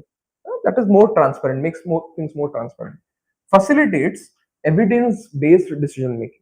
Okay, if there is clear evidence of things, evidence-based policy making or evidence-based decision making is making happens. Reduces administrative delays. I mean, identifies bottlenecks in real time. Real time can be seen. Pragati dashboard is there. There is also another dashboard. It's called Pradhan Mantri Gati Shakti. PM Gati Shakti is there. Basically, it's a lot of different bodies have come together and formed this dashboard, and this dashboard is towards coordination. Okay? A lot of different ministries, lot of different governments. This coordination they do. How this coordination can function is through, for example, that problem we saw, a road is being built, and after a week, somebody is digging up that road for pipelines. After that, again a road is being built. Again, it is being digged up to lay down electricity cables or things like that. No, that's a problem. That means there is a lack of coordination between different departments. PM Gati Shakti, any project that the government is to do, it first puts on the Gati Shakti. Any other department has a problem or have something else to do in that, they put their recommendation that you wait for 2 weeks, after we have done it, then you build that road. Okay, it makes things more easier, more streamlined, reduces the losses that the government face. Okay? It costs a lot of money to dig up those things, put a pipeline, okay, or build and rebuild a road twice. That's taxpayers' money, right? Irresponsibility if departments are not coordinated.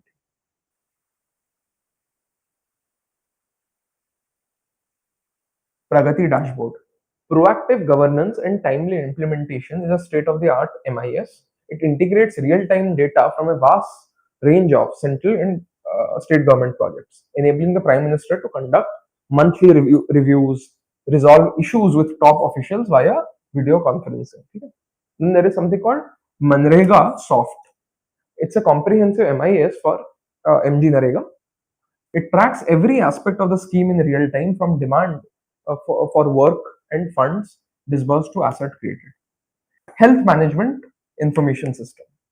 So under National Health Mission, MIS collects and analyzes health indicators from every public health facility to see what all diseases are arising, what all problems are arising. Just search what is the dashboard used by the Niti Aayog for aspirational district program. What is the name of the dashboard? Do they have anything? In this dashboard, we get something called KPIs. KPIs means key performance indicators are here. Okay.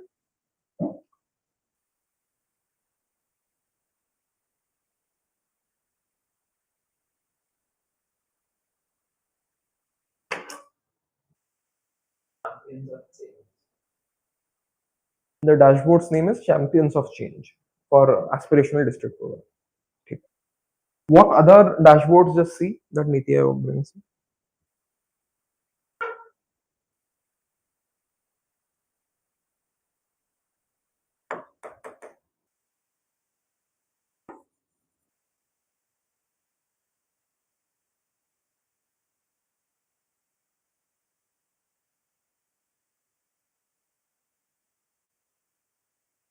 Energy dashboards, climate and energy dashboard.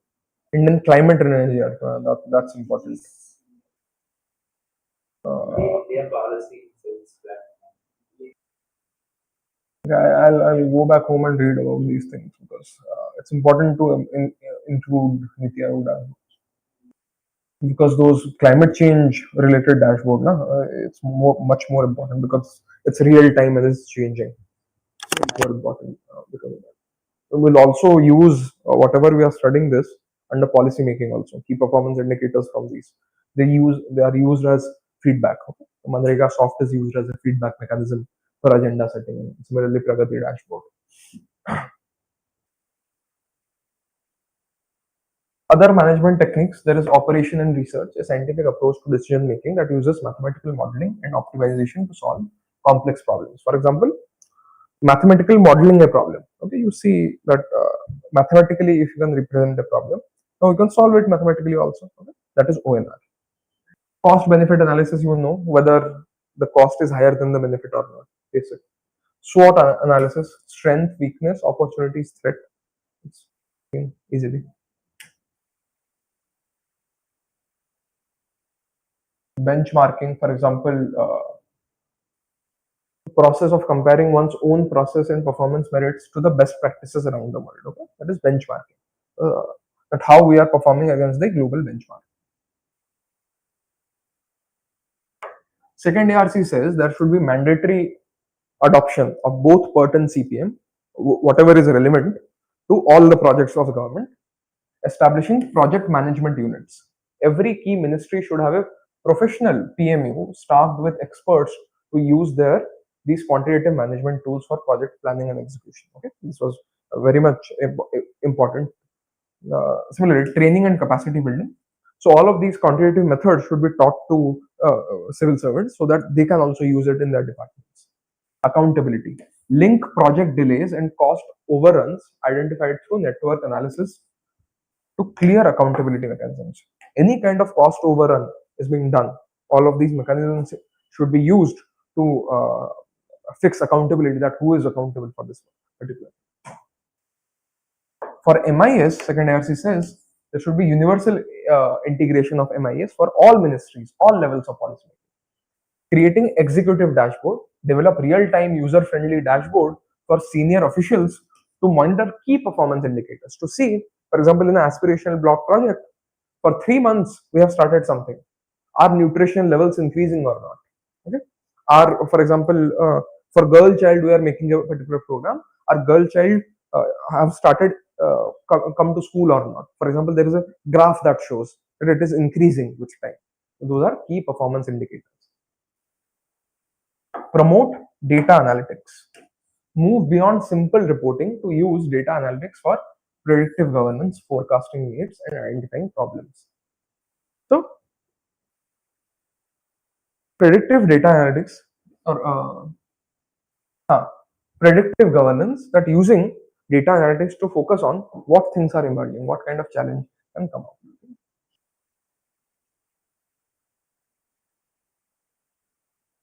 Certain best practices for network analysis. It's basically what NASA did. Yeah. Institutionalized project management software, example MS Project, Primavera, in all public project execution. Okay. You can use these names, MS Projects or Primavera. National Audit Office of UK, it mandates PERT and CPM analysis of all major public infrastructure projects. So India's Comptroller and Auditor General, the CAG, they can implement all of these things. Then under Singapore, MIS in Singapore, government dashboard integrates MIS and AI for predictive decision making. Okay, predicting the decision making.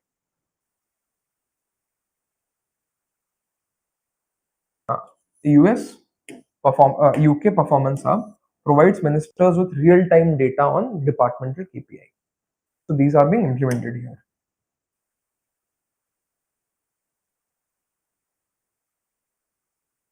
These are certain examples that I have put in, that how ONM has been used in Passport Seva Kendra. We have already discussed this.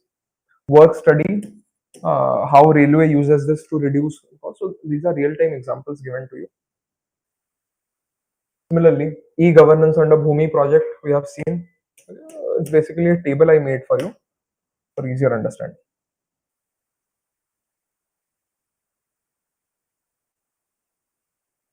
All of these things we have discussed, whole of government approach, etc., etc. To ensure all of these things, whole of government approach is what second ARC recommends, that to break down departmental silos, that departments don't work as silos. Okay. The rest, capacity building, we have already discussed. Challenges faced: resistance to change. Bureaucracy is not is resisting any kind of change. Lack of IT infrastructure and data literacy. A lot of people in India, they don't know how to operate mobile phones or laptops, etc., etc. So that's not accessible to them. Similarly, there is coordination issues, cybersecurity challenges, training has not been provided. Those are issues. What all best practices we can follow to solve these? Lean government of US and Japan institutionalize a culture of continuous improvement, Kaizen approach. Similarly, digitization like in Estonia, performance management, that means delivery unit model. For example, institutionalize a central high-powered performance tracking unit like the Pragati. It has already been implemented.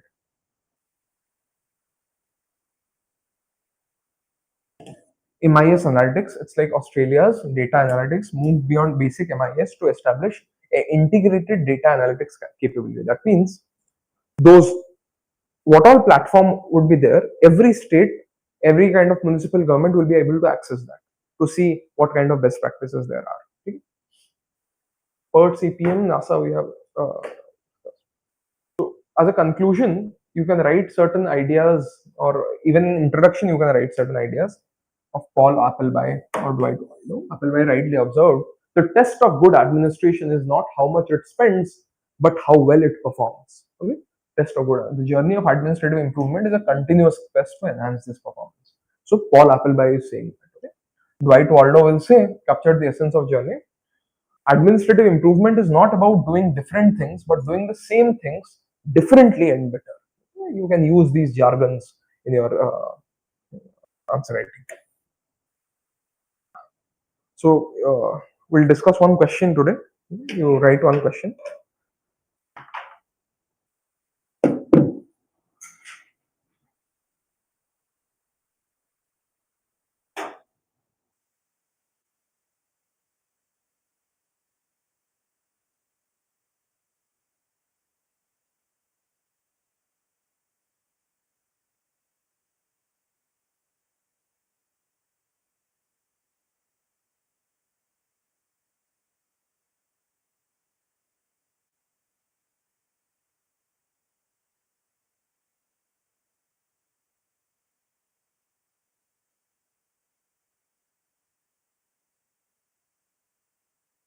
Right. The movement,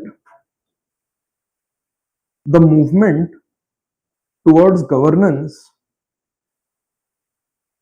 as an organizing concept for public administration, towards governance as an organizing concept for public administration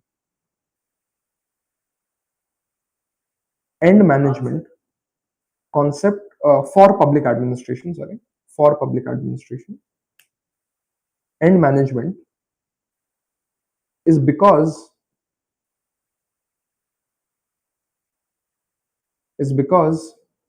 the focus of administration has been shifting from bureaucratic state to the hollow state and third party government. Bureaucratic state to the hollow state and third party government. Critically examine.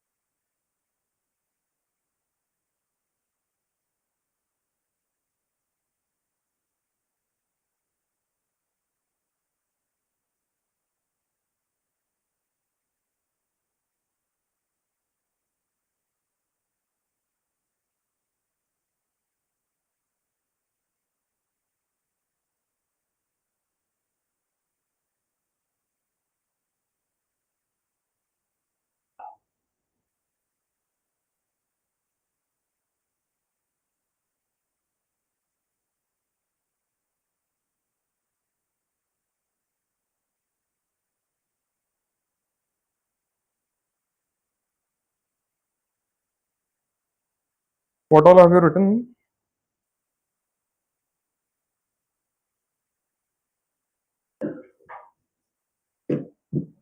What does the question is asking? Tell me first. The movement towards governance as an organizing concept for public administration and management. Basically, the movement towards governance as an organizing concept. First line, okay. Come to first line. The movement towards governance as an organizing concept. What does that mean? Governance has evolved from traditional NPA, say organizing Governance as an organizing concept. How is organization under governance different from traditional organizations?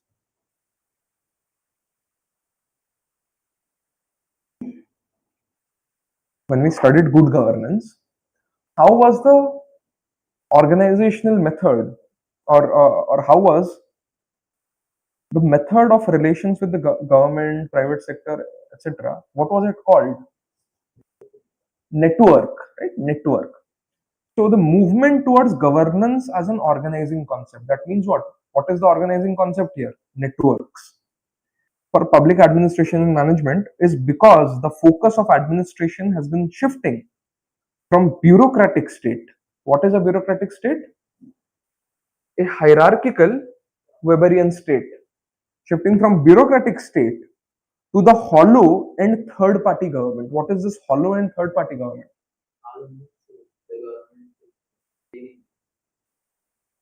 Lean in functions and third party government. Government is acting as a third party. The private sector produces and service is provided to citizens. Now you understand this? Now you understand the question? Okay. Now what you have written? You understood governance from the time of evolution. But how from what then? I evolved the bureaucratic state to Alice state and Alice to third party. Yes, how did you do that? What all have you written? In bureaucratic state to Alice state, I involved traditional public to NPA and NPA. And the third party government, I wrote about principal agent theory, reinventing government. Yes, correct. See, what you just did in your answer, you just explained the question in your answer. Okay? That should be 4-5 lines of your answer. Okay? The introduction should be there. How this has been done. What is the body of the answer? Critically examine if it is asking the movement towards governance as an organizing concept from public organizing concept. The movement towards governance as an organizing concept is because the focus of administration has been shifting from bureaucratic state to hollow state, etc. Why? The question is asking why is exactly are we shifting from the normal bureaucratic this method to a network method? And it is saying asking us to critically examine this. That actually what all benefits or what all features came under third party government and what are the downsides of this? Critically examine. That means how or what do you say? How well can this network governance work? Are we actually replacing the work of government and we are letting the private party or NGOs to do all the jobs? That is the critical element of it. Critically examine. That is the limitations or the counter perspective we say. Okay, networking has done this points. Okay, it has networking has done what? It has improved service delivery, citizen-centric governance, blah blah blah. You write all of those things. But where is the core part of the question comes? Of course, you write all of this, and that is 1-2 pages. But core part, half of the part is you write a counter perspective under critically examine that all of this have a lot of problems, the emerging problems. That state's role is very much becoming diluted in nature. state is suddenly acting as a third party, even though state should be the first party, because citizens is the be all and end all of governance. Citizen, the interest of the citizens. So public interest is actually the core of public administration. So rather than focusing on public interest, with this governance approach, what the government is doing is government is giving away all the functions and escaping accountability. So the problems of accountability is emerging because of this. Who is accountable for this? Who does the citizen make accountable for this? Should they make the government accountable, or should they make the private party accountable? Okay. So these are the issues that are emerging out of it. Rest. So this is the limitation you write. What all limitation? What all limitation you wrote for NPM, you use it here. Yes. Now, what is the solution for this? Now, the solution for this is there are problems emerging that everything needs to be worked with coordination, but the primacy has to be of the government. Government has to be accountable for everything. So primacy for the government means government should be the first person to react for anything. If a pandemic is happening and government is letting the private sector generate vaccines or develop vaccines, R&D vaccines, that's fine. But it can't be that government is sitting at the back and just waiting for the private sector to generate a vaccine.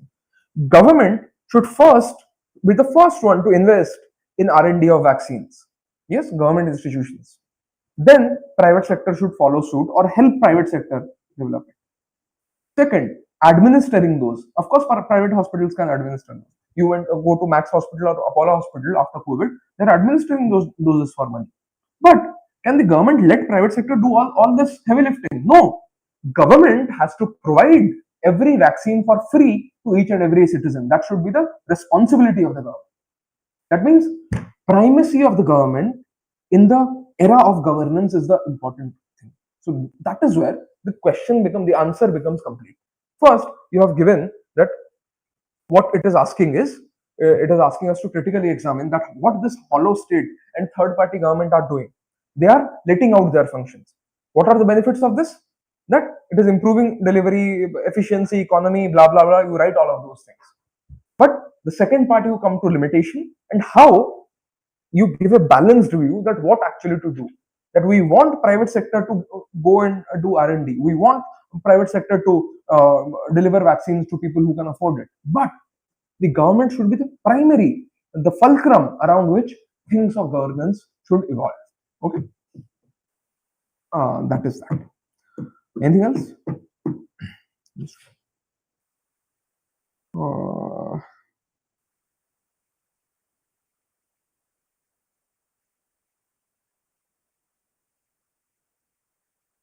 Okay. Next class you have on Tuesday, I believe. You are going home? Here only, right? You are also here. So what plans for Diwali? Nothing. Hmm? Ah. Yes. Good, good, good.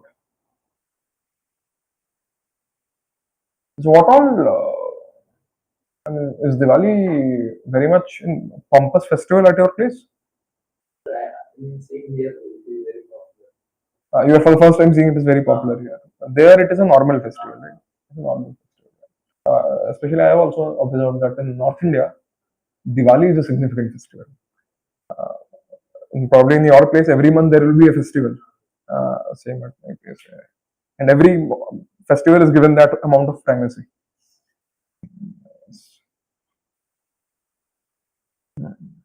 We should end the class time.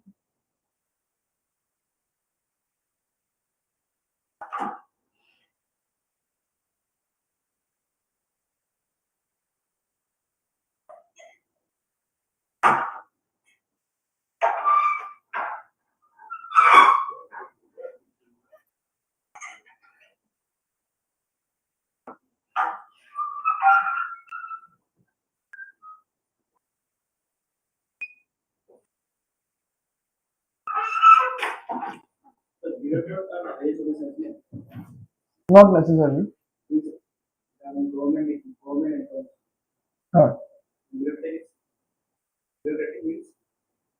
Anybody in the bureaucracy. It can be IAS officer, PCS officer, IPS officer, IRS officer, any kind.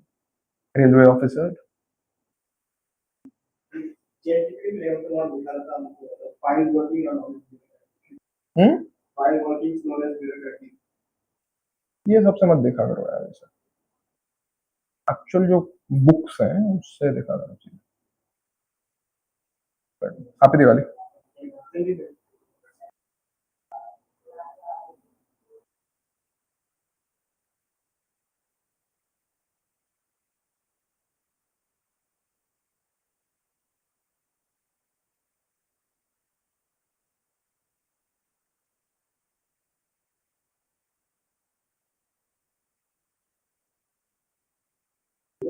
Hmm